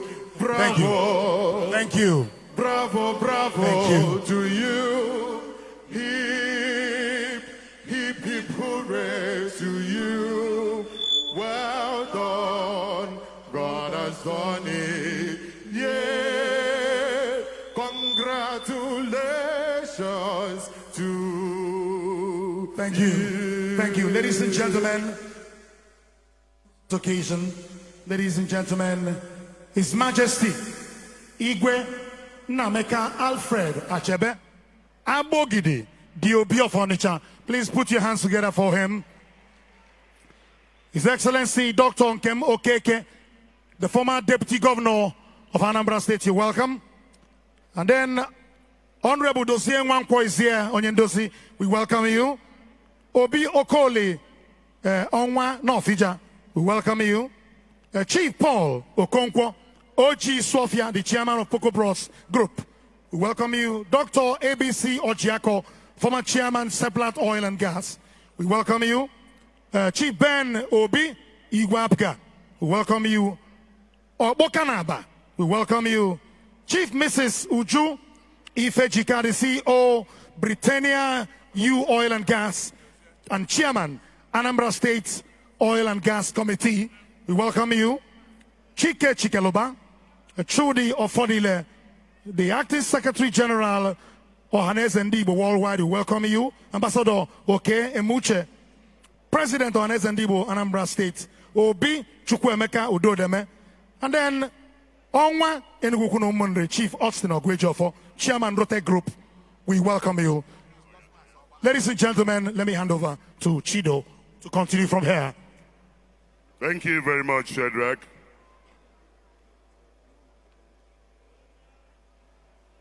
Your Excellencies, distinguished ladies and gentlemen, at this juncture, I have the singular honor and privilege to invite to speak to us at this auspicious occasion the grandfather of modern Nigerian democracy, the president with the capital letter P, one president that never left anybody in doubt that he was in charge when he was the president of Nigeria. Ladies and gentlemen, I'm talking about the longest serving head of state and the president commander-in-chief of the Armed Forces of the Federal Republic of Nigeria. One of Nigeria's greatest prodigies and compatriots.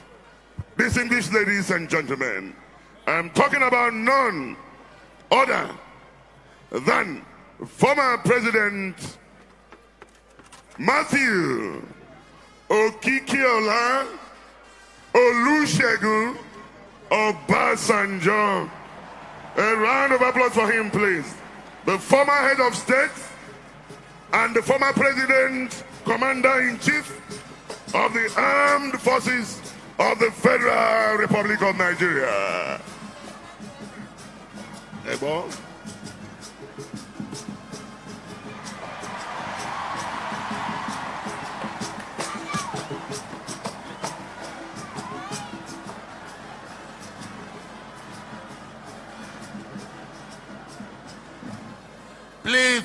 Please be seated. Please be seated. Please be seated.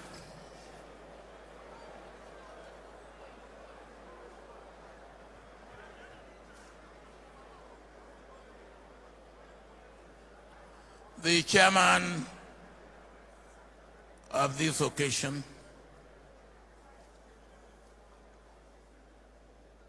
the governor of Anambra State, and former governors of Anambra State, and former governors of other states, Your Majesty,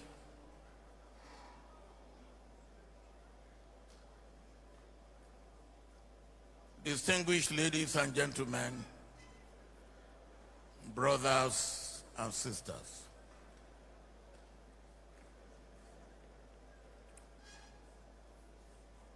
you have heard what I have heard.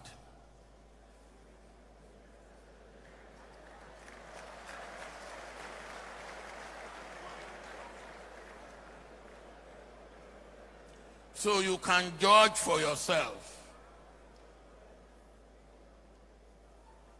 But I have a few things to say. First, the chairman asked us for permission to sit down.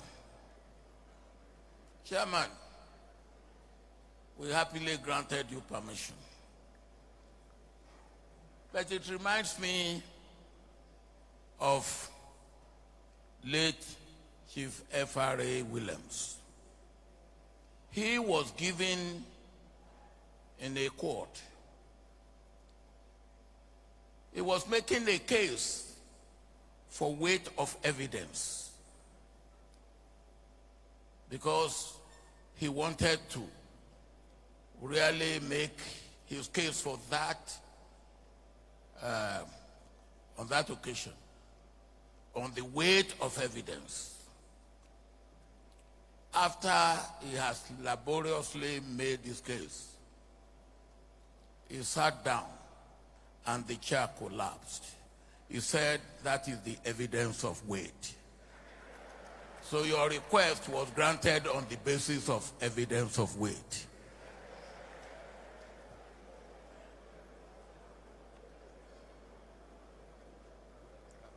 Yes. Oh. Yeah, this is restriction. Okay. They have now said I cannot move outside this restricted area. I will try and keep within that.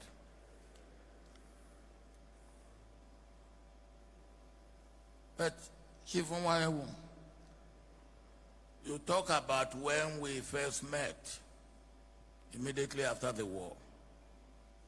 But you didn't remember that one of those who helped me in forming my first cabinet was yourself.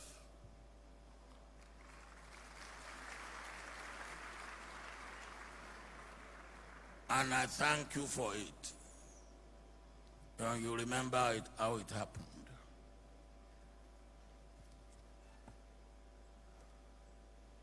Let me come to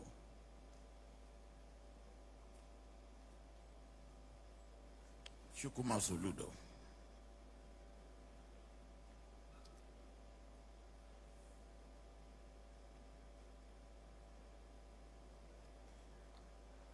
When I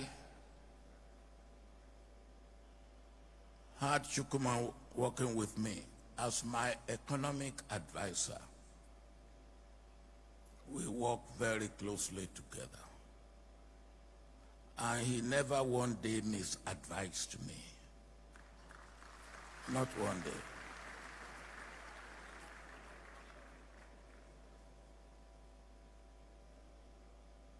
And I was so happy with him that I decided to send him to the Central Bank.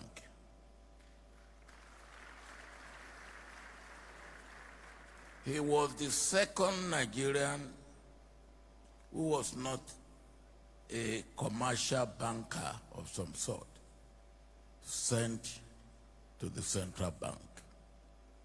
And he performed so wonderfully well.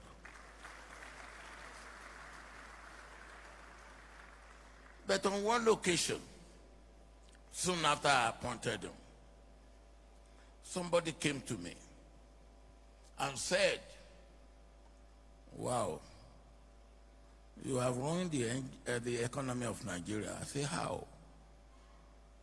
You said an able woman, Minister of Finance, an able man, Governor of Central Bank. Then you have really completed the task of running the economy of Nigeria. Now, I don't know why he said that, except for what I can call Ibophobia.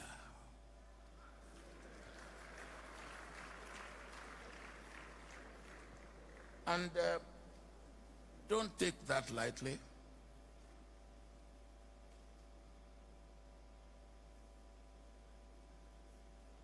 It remains, it persists.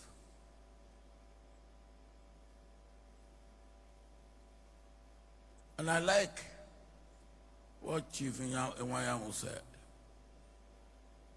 I believe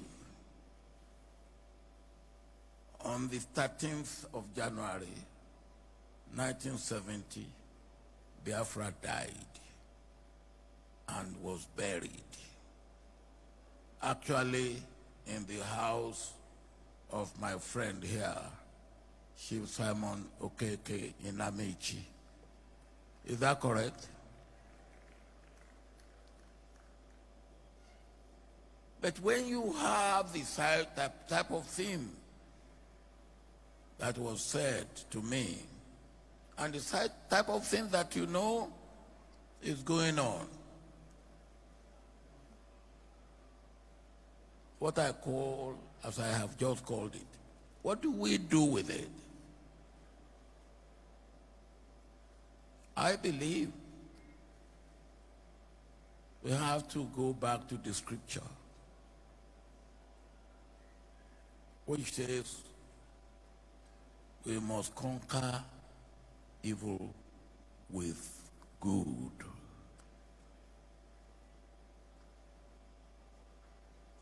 And whoever you are,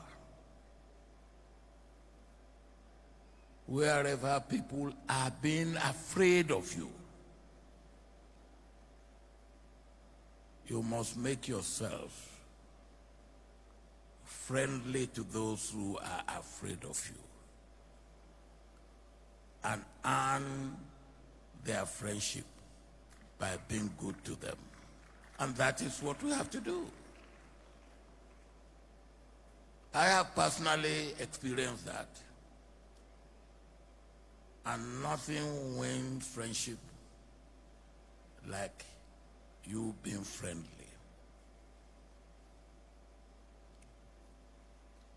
But then,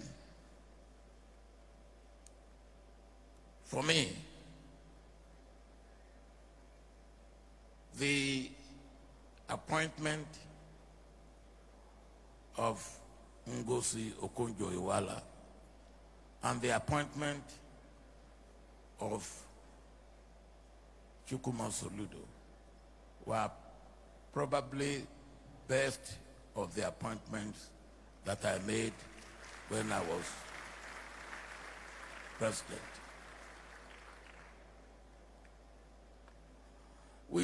I used to have fun because Chukwuma was not really a fan of the World Bank. And Ngozi came from the World Bank. And we had a woman who was on the desk of Africa in the World Bank called Kruger. And anytime Kruger was coming to Nigeria, we had to prepare as if a president of another nation is visiting us. And Kruger will come, he will give us what he thinks we are not doing right. He will then write a letter to us, which I had to reply. And I will give that letter to a copy to Chukwuma. give me a draft, a copy to Ngozi. Give me a draft. Chukwuma's draft will be so strong and almost saying no to everything. Then one day I called him. Of course, I will take the two drafts and spend the night and write the letter that will go to Kruger. And one day I called Chukwuma. I said, look, never you say no to World Bank. Otherwise, they will rub your face on the ground.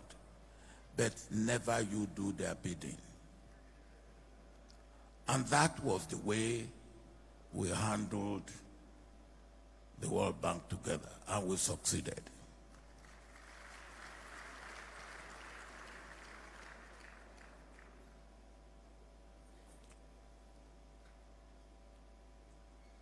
Chukwuma was a good economist, and he turned out to be a good central bank governor, because central bank is not like a commercial bank. Central bank is for development. And part of the problem we have suffered in the past and we are suffering today is central bank has not performed its job as a development bank as it should have. Well, I left Chukwuma in the central bank, and as he himself has pointed out, I went back home. And I like what you have said about home. I will come back to some of the things you have said before I conclude. But because of my experience with Chukwuma, I earmarked him for something greater in my mind.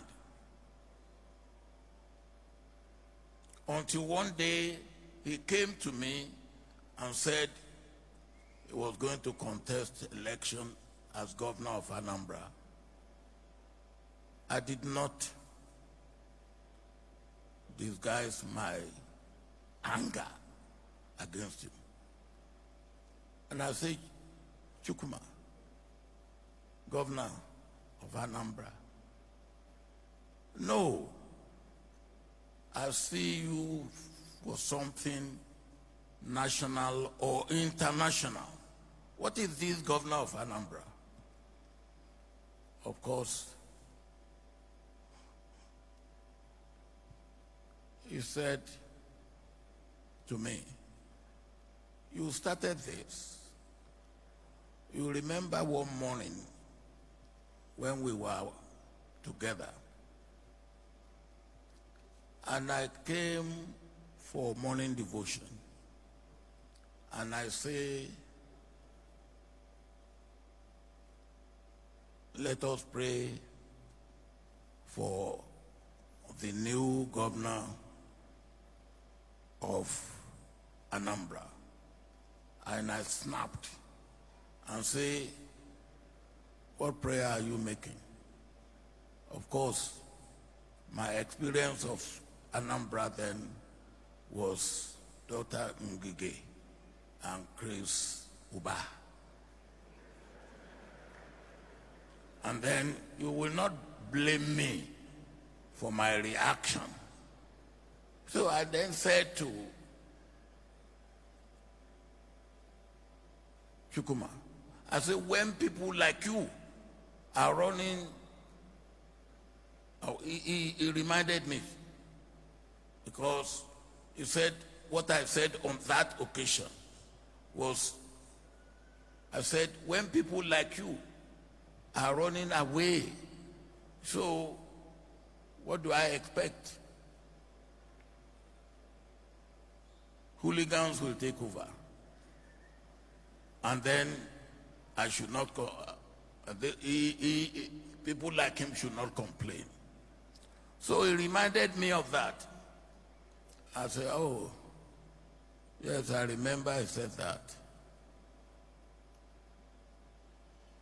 Well, he went.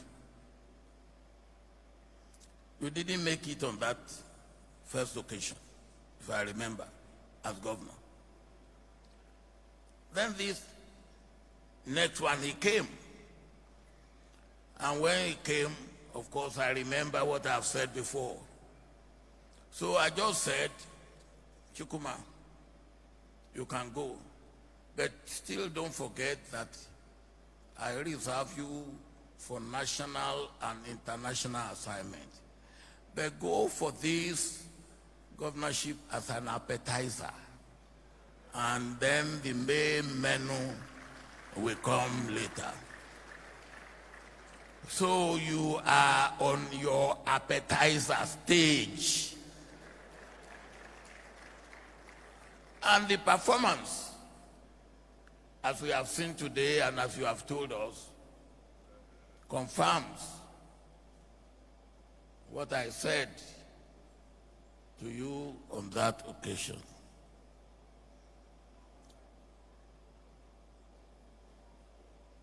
From what I've heard and what I have seen, you have not disappointed me. And I believe you have not disappointed the people of Anambra State. I like the 5 items, and you know me. I believe any item that you want to deal with that are more than your 10 fingers, there are too many. It should not be more than 10 fingers. And you have made yours even 5 fingers. Good.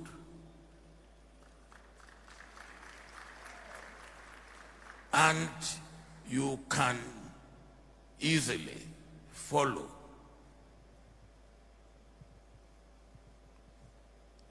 and identify what progress you are making.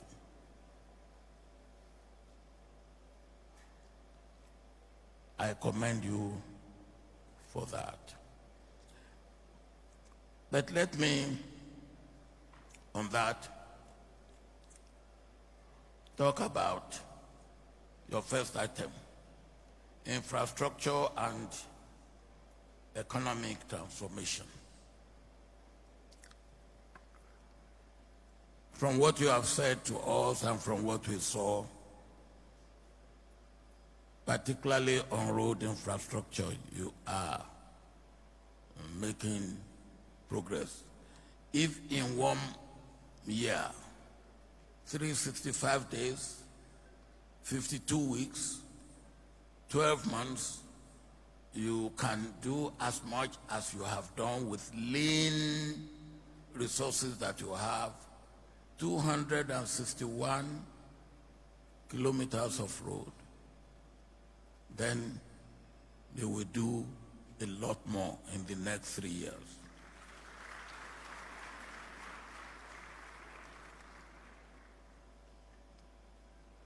But I like the point you make about agriculture. I don't talk about agriculture now, I talk about agribusiness, because it is all the way from equipment for land preparation up to food on the table. But let me advise, please, on agriculture, let us take not more than 3 or 4 items. You seem to want to go for palm, oil palm. Do it and let Anambra become the leading oil palm producers in Nigeria. You can do it, and I know you can do it. I give you the example of Vietnam, a place I have visited about 4 times in the past 2 years. Vietnam was not a country producing coffee. They decided to go into coffee production. Within a space of 6 years, Vietnam became the second largest producers of coffee in the world, only second to Brazil. You have the experience, you have what it takes. Let Anambra become the leading oil palm producer in the country. You must, of course, take one food crop or one food, and I will suggest that you take cassava, which is both food and industrial. Then, of course, you have to take one livestock at least. Poultry and aquaculture, because you have water, are the two that I will recommend to you.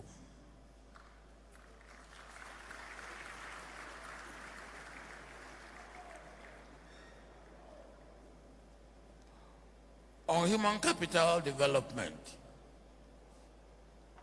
you have put it in your statement. You want to develop for home, and you want to develop for export. Human capital development.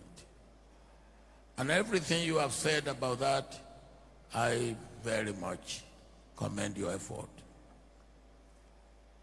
But when we develop our human capacity for export, it's not a waste. In fact, the experience they bring back, the outreach they get, the intellectual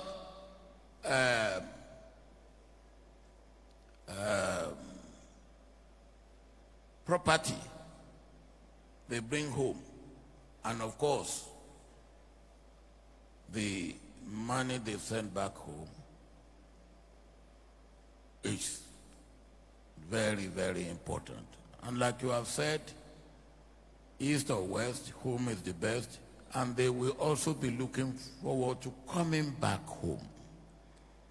And what you are doing at home will be indeed very important. Let me just talk and mention 2 things about manufacturing or industry. You talk about drug manufacturing, storage, and marketing. Why can't Anambra State also be the drug manufacturing center for Nigeria?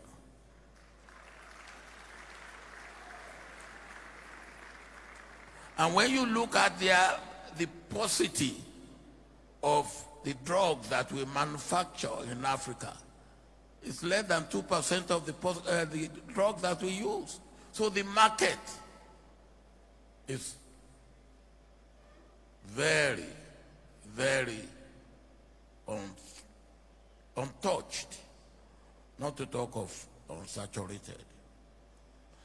And then you have my brother who has gone into automotive.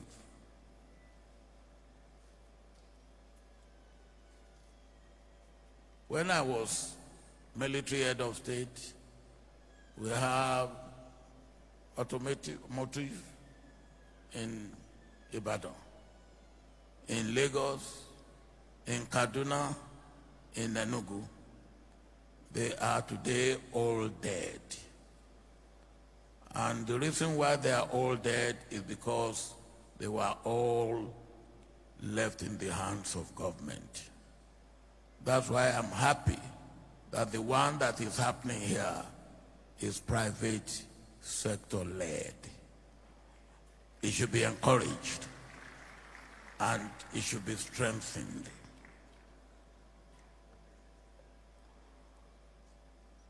Let me also say one thing. Talent. As you know, I am a talent hunter. I just go for talent.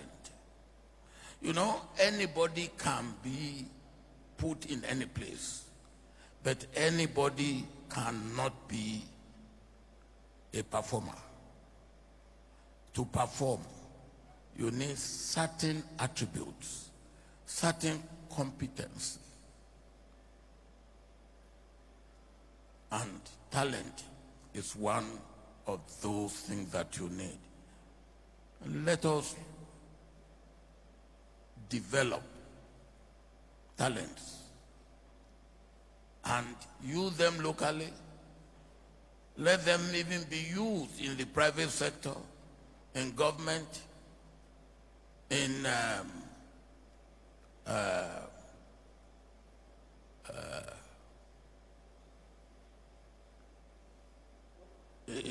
the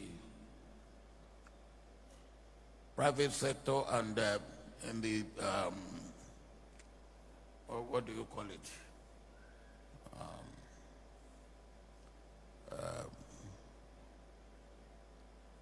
That's not the social. What do you call them? The one that are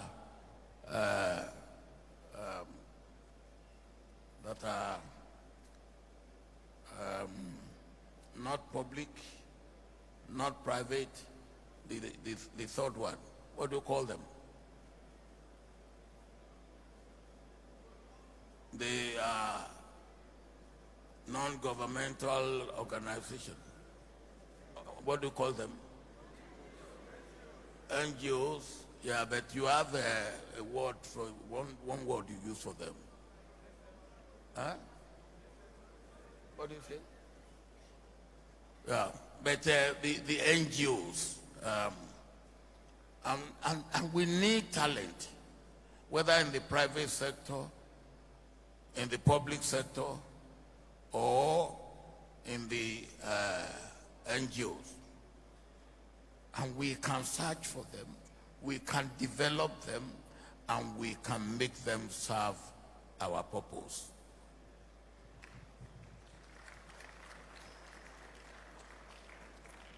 Now, I want to thank you for making me part of this. I want to thank you, Chukwuma, that when we work together, you are a true, loyal servant, a true performer. And you've shown it here. So I still believe that after you are finished here in Anambra, which is an appetizer, you will still have to get the menu, the main meal, or what do they call it? What they call it? After the appetizer, what do you have? The main menu. The main course. Thank you. You will still have the main course.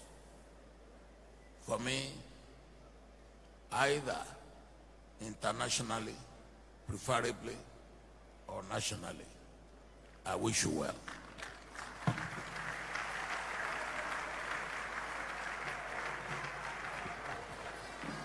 Ladies and gentlemen, Mr. Governor.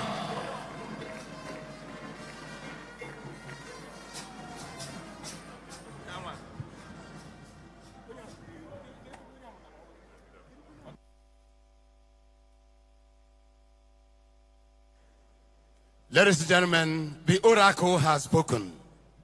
Can we put our hands together for our delectable elder statesman, a president of this country for 8 years.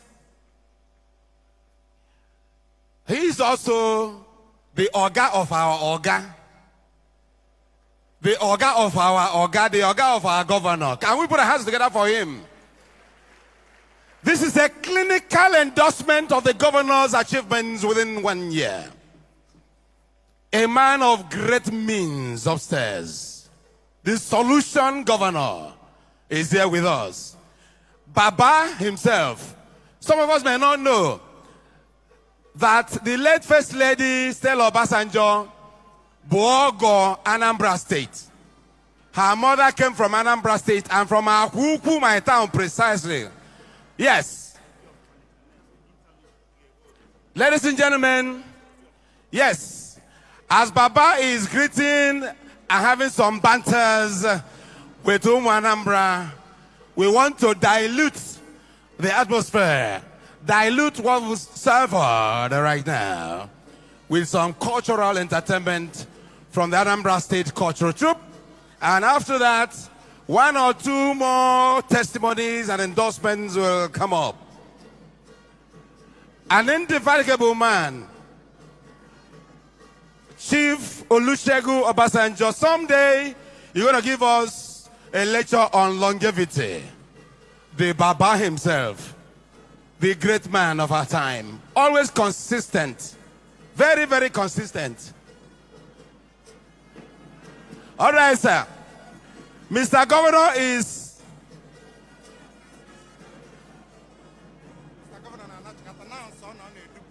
Okay. Yes. Mr. Governor is escorting Baba himself. Yes. And Mr. Governor is coming back, ladies and gentlemen. Please don't think he's going, he's coming back. He's escorting the father of the nation. And so let us treat you to a cultural, demonstration here, courtesy of the State Cultural Troupe. We want to appreciate all of us, all of you here. While that is being done, we take this interlude. Yes, Cultural Troupe, can you come up? Yes. Everything is going well.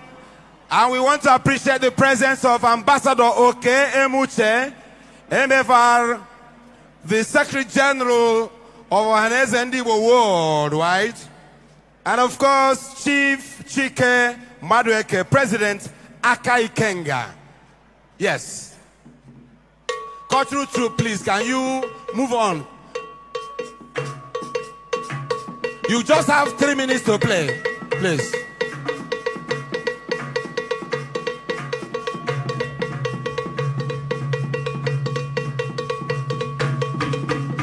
Osi Bondo, Chief Engineer Ato Eze, is here with us live. One of our great sons.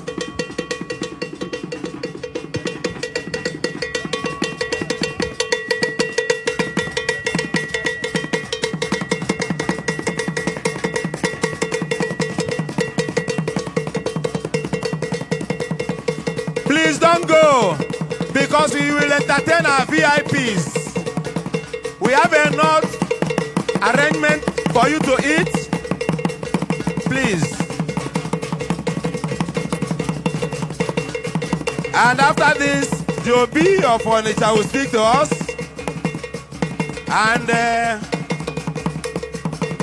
the president of MAN, Manufacturers Association of Nigeria, will also talk to us.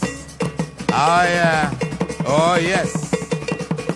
Yes, so, Lady Chubudozie We want to welcome you, man. Yes, man, later you talk, man. Yes.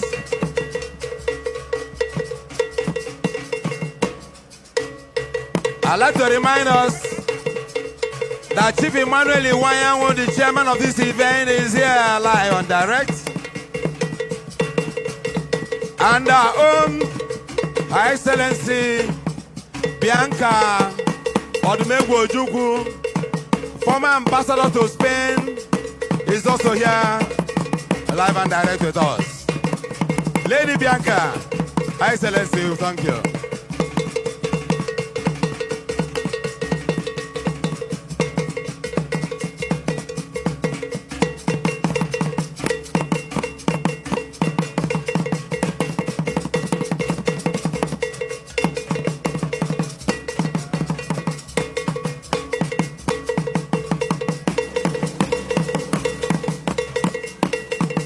We want to welcome Honorable Chudi Ofodile. Honorable Chudi Ofodile, we want to welcome you. Okay, Wanoka. A great author too.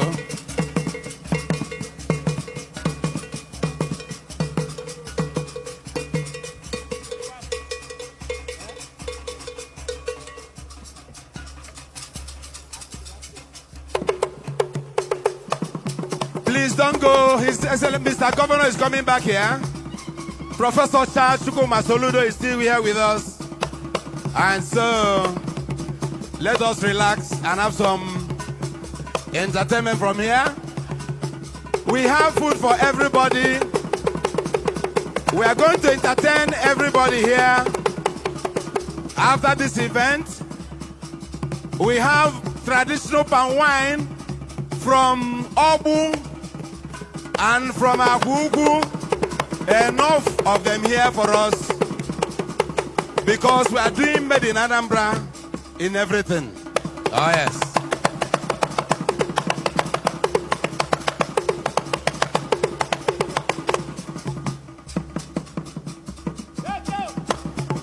Jesco Oil, we want to thank you for coming. Akachukwu Wampo, we want to thank you for coming. We see a lot of our guys.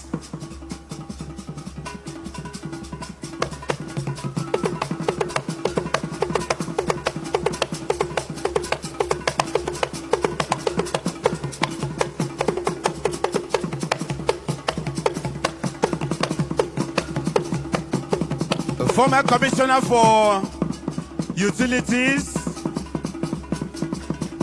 Emeka Ezewanne, we want to welcome you here.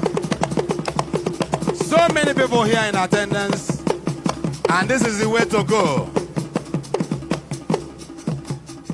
This is the way to go. Chief Austin Ogwejofo, MD Rotek, we appreciate your presence. A great man, a great son of Anambra State. Anambra will matter. His Excellency, the former Deputy Governor of Anambra State, Nkem Okeke, Doctor, we want to welcome you.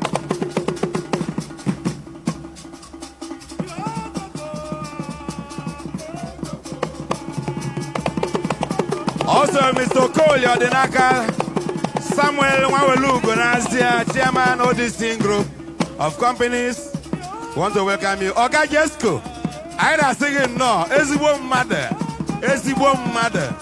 You're welcome. Jesco Oil, Jesco Group. You're doing great, sir. And of course, Dozy Oil. I don't see Dozy, no, sir. You have remained consistent with us, and you support government very well. Go where they lie, Anambra. Yes, Anambra will mother. I na soon no.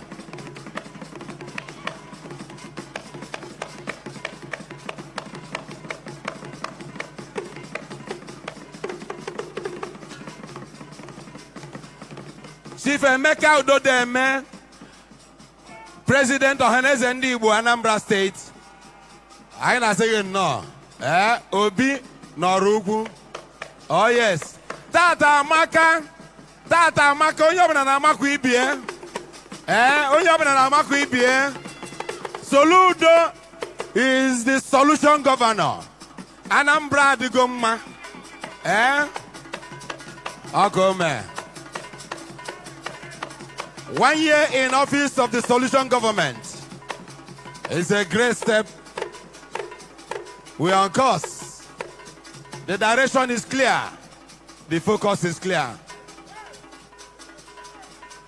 As soon as Mr. Governor comes back, we will take 1 or 2 comments and then entertainment will follow.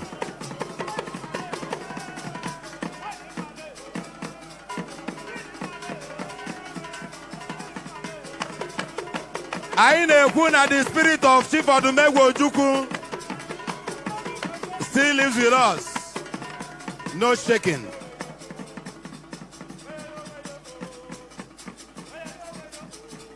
Mama Anambra, number 1. Then vegetate by Nekenere. Daluma. And Itotagola Mama Ozo. Mama Anambra Current. Dr. Mrs. Nonye Soludo. Solution Mama. Oh yes. Solution Mama. Odrofele. We want to appreciate you. The Solution Mama. Dr. Nonye Soludo. Arinze Yunde. Dalu Shinne O. Ezigbo nwanyị. Na akwudie n'iru. Na akwukwu na azụ sef. Na support ibe na aga. The glamour himself, double chief. Chief of protocol and deputy chief of staff. Aine Kenere, the glamorous glamour. I can also see a lot of my colleagues at the State Executive Council who want to welcome you to this event. Even in Naga Fuma. Oh, yes.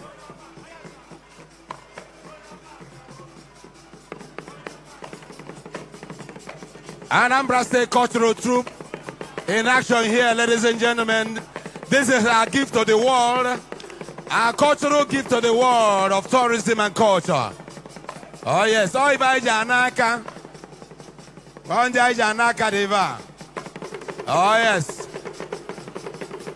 This troupe has gone to China proper and has been performing each year in Abuja at the Chinese embassy. That's even the Bojanaka in the global tourism community.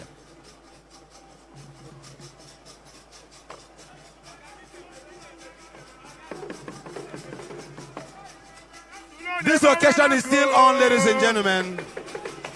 Let me welcome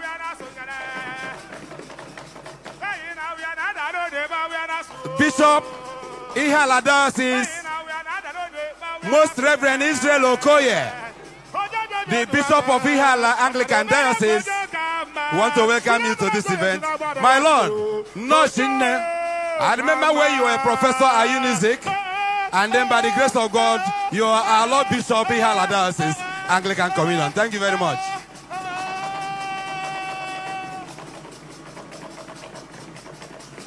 Okwadike Iwugu, Chief Dr. Pius Chukwuemeka Ezife,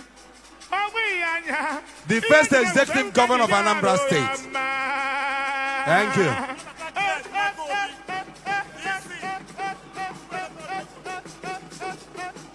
We want to welcome Professor Greg Makobi, Vice Chancellor Chukwuemeka Odumegwu Ojukwu University. I na say in Nosa.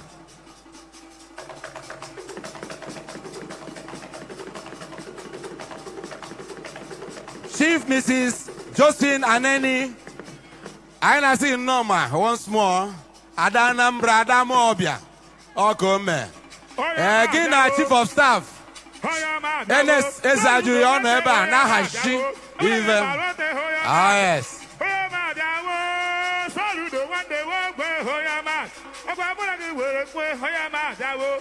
Yes, so Mmadu Juleju Balabalo. We thank you. Anambra is great. Moving from strength to strength. That's the way. That's the way it has to be. When a good man is on throne, the people rejoice. Please watch what's happening up here, ladies and gentlemen.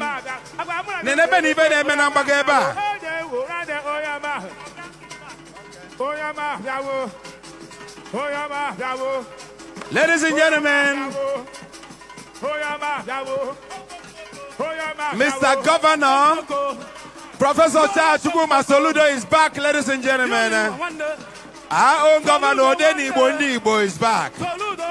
So this event is taking a break from the break so that we can resume the final lap of this event. All right, with our Deputy Governor here with him, Dr. Onyekachukwu Ibezim. Oh yes, this is one great day we can't forget. Yes, so even never. Oh yes. I will live in one.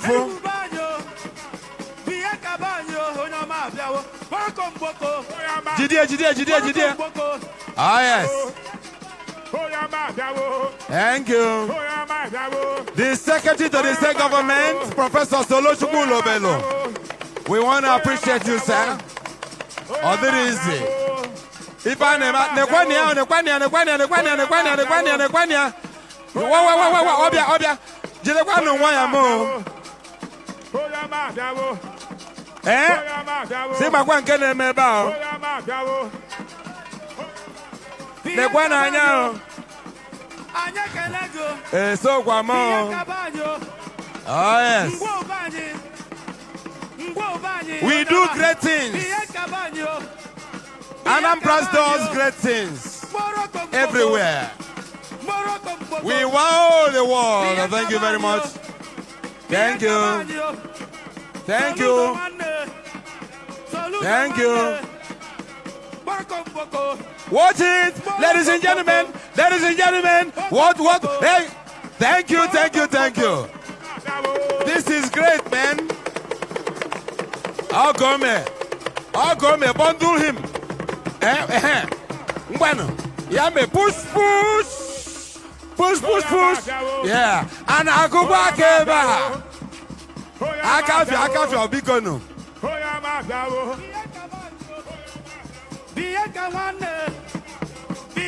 We want to appreciate the bankers here.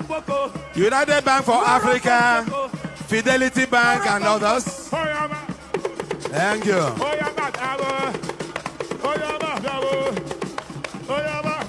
Can we return and take our seats, ladies and gentlemen? Let's settle down. It is good, Mr. Governor is starting with people. This governor were all protocol. Everybody goes to him. Now bankata with him. Very open-minded, a man with open-door policy, very receptive gentleman, a man of the people. That is what he is. Professor Charles Chukwuma Soludo, Chaliwan Bafo. Oh yes. Thank God for him. Let's settle down, please, ladies and gentlemen. Let's wind up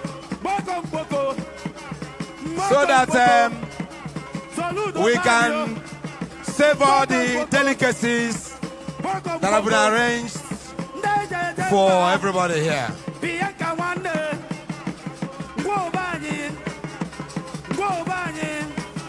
We have about 10,000 people gathered here because this convention center is 10,000 capacity.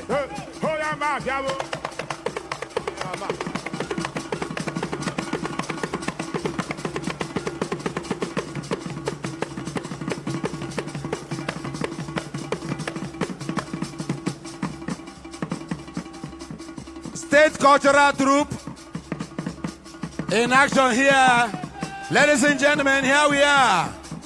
Oh yeah. It is exclusive to Anambra State. Thanks to Mr. Governor for supporting this troop. Oh yes.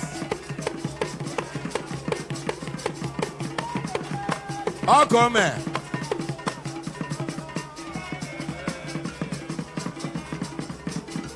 Oh, come here. Let us also recognize the presence and contribution of Chief Humphrey Anuna Onworeri, the President General, Asmata, Anambra State Market Traders Association. Thank you. Can we settle down, please? Can we settle down, please? Ladies and gentlemen, because can we settle down? Mr. Governor is still greeting people. Man of the people, a general of the People's Army. Yes, so Dozie Group. Yes, Dozie Group and wife, who is chairperson of Manufacturers Association of Nigeria. Yes, Shadrach.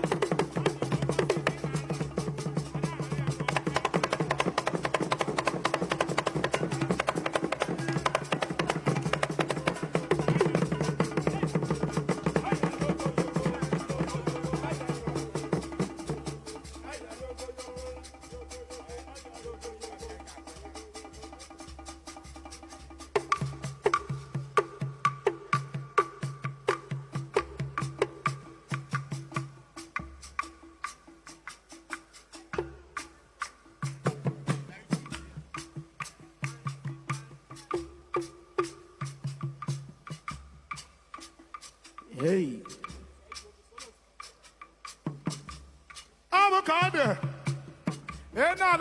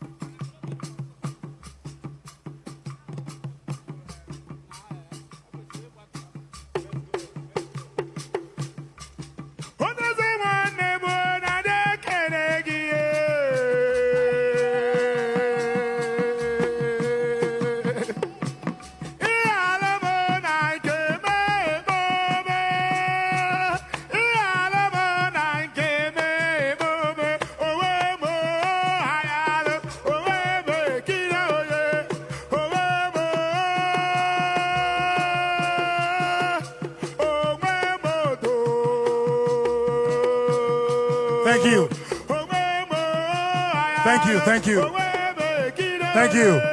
Thank you. Bikono, Bikono, Bikono, Bikono. Thank you. Biko, conclude on Bikono. Thank you very much. We want to bring this event to a close. Thank you.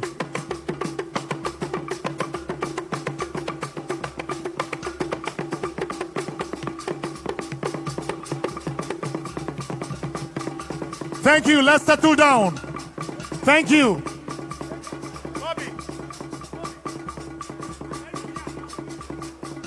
Thank you. The cultural troop, thank you.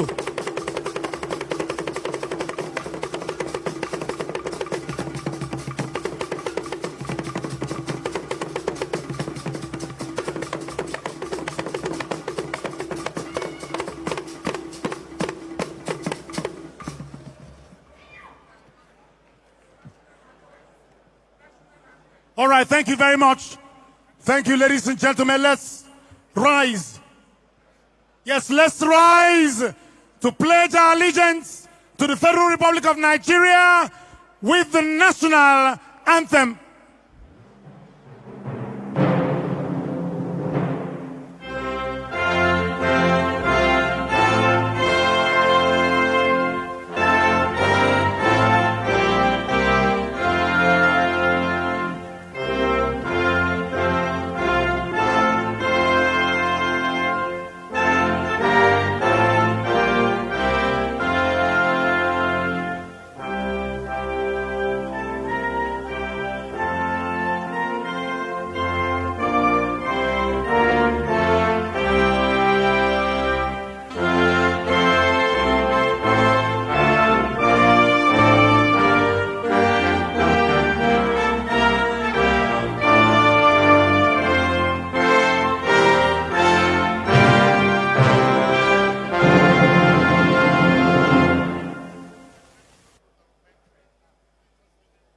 Okay, the documentary will be going on now. Yes, if you want to watch, then you watch the documentary now. Please, tomorrow at 2 p.m., the Anambra State Talent Hunt, the grand finale will be holding at the Professor Dora Akunyili Women Development Center, Oka here. 2 p.m. This is being put together by Special Advisor to Mr. Governor on Entertainment, Culture and Tourism, Bob Manuel Udoku. So please, the documentary will be going on now. Let it roll now so that people can still watch to see the giant strides of Mr. Governor. Thank you and God bless.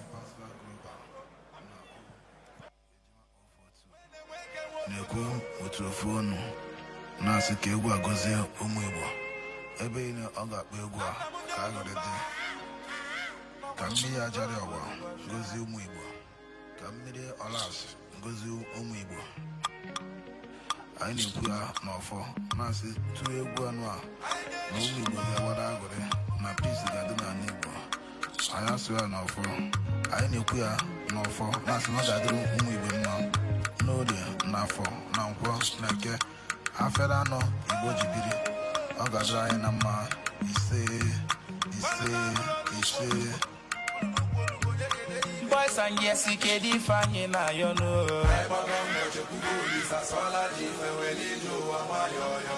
Imana obu kogu ibo muma. Dabula joku tule tu kobo. Asonye kuli bola bi koku koku. Okula karipa na kawa eba noroto ya. No biaki jena onye mwe. Mbiambia ye chiese na no yoso.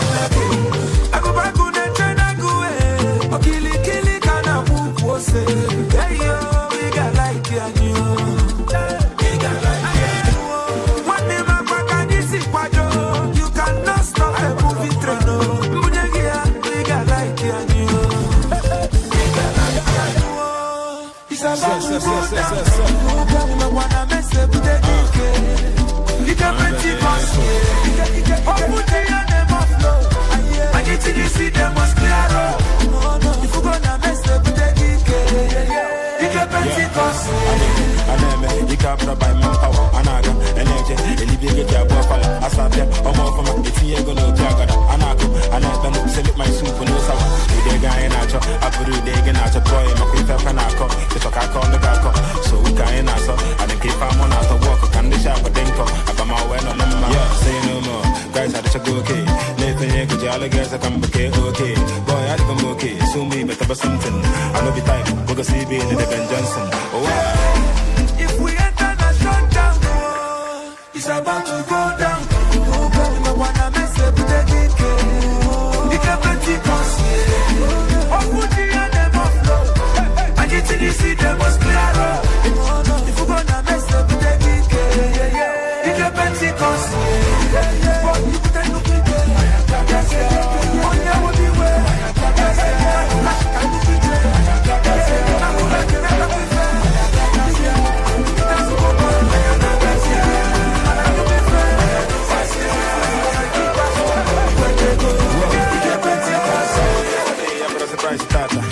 Boys are this game, I'm money food and I'm back. When I come on, see the boys something.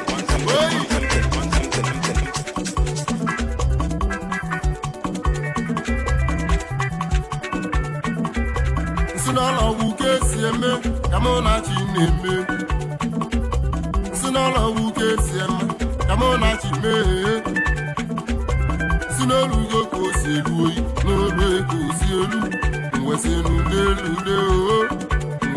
delude sukwanye na bibe ewu chime mana mona chisije gase na aka chukwu de ya unanugo ewu chime umobili gbabioyi akụnwa bụ ka nnaza ebugazi na nya n'okwu ọzọ ebe anyị chukwu mụ na chimelele ka nna ebe ewu chime ewu chime Allah time, Allah time, Egudike, Egudike, Egudike, Egudike, Egubedike, Egubedike, Egubedike sumeje, Egubedike sumana, Egubedike sumeje, Egudike na bioi.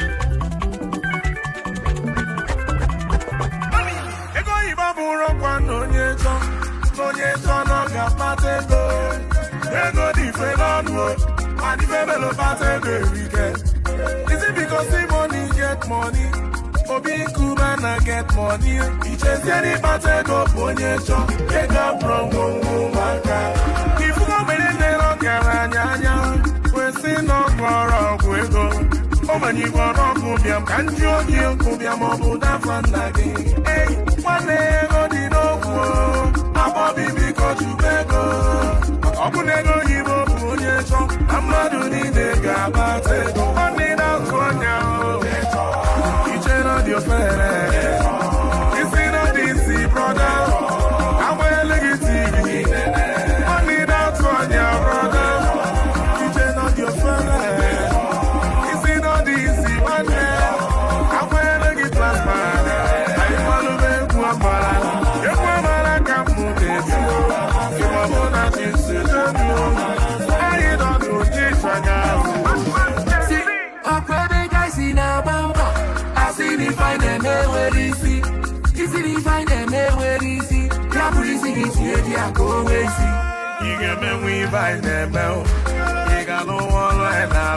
when you dey sleep, some guys dead for street. Follow na follow na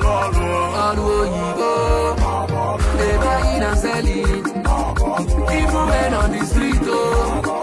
Finally, guys, I'm alone Africa. I'm a loser, baby, Baba. Mbafi bido kowambu, yo yembu belebelu. Isi rabu nonu, aburo magisi aboku. Mabu isi kote boba, tiani si afulu kwa boku. Abulego ibo konye cho, amadu nine gabate. Ina konya ho, ichena dio fere. Isi no disi brother, awele giti. Oni na konya brother, ichena dio fere. Isi no disi brother, awele giti plasma.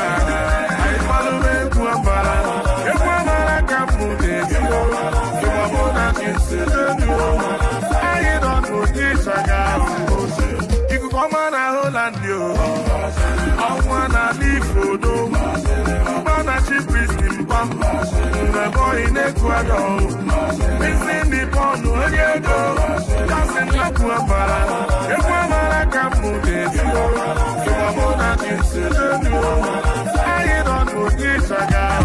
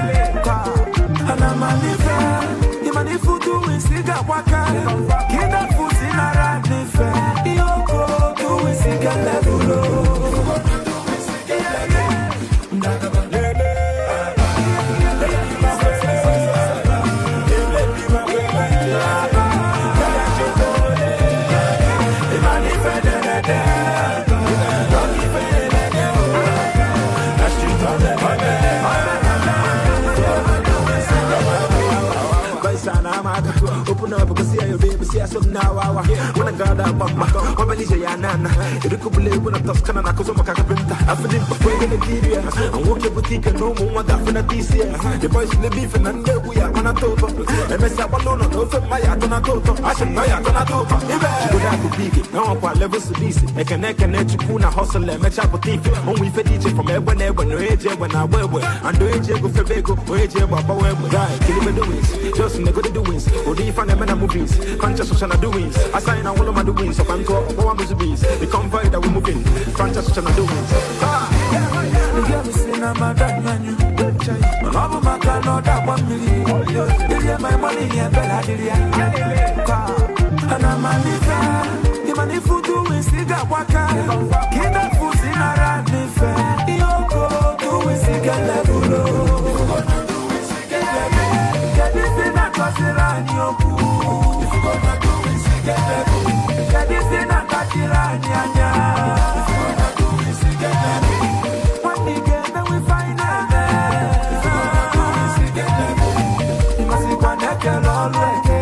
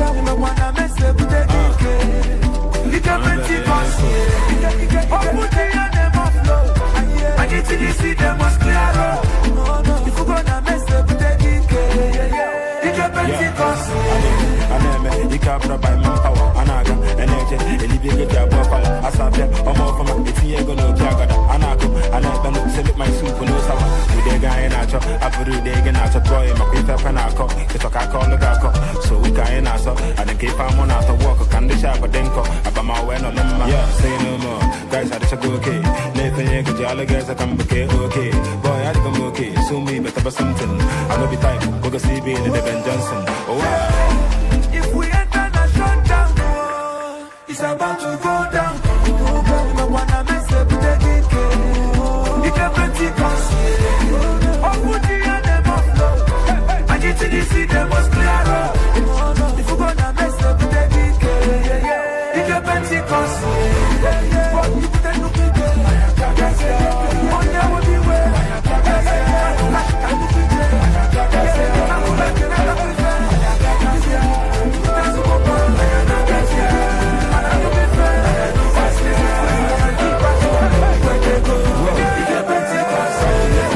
Surprise tata, but it's a disc comedy. I'm money fooling out.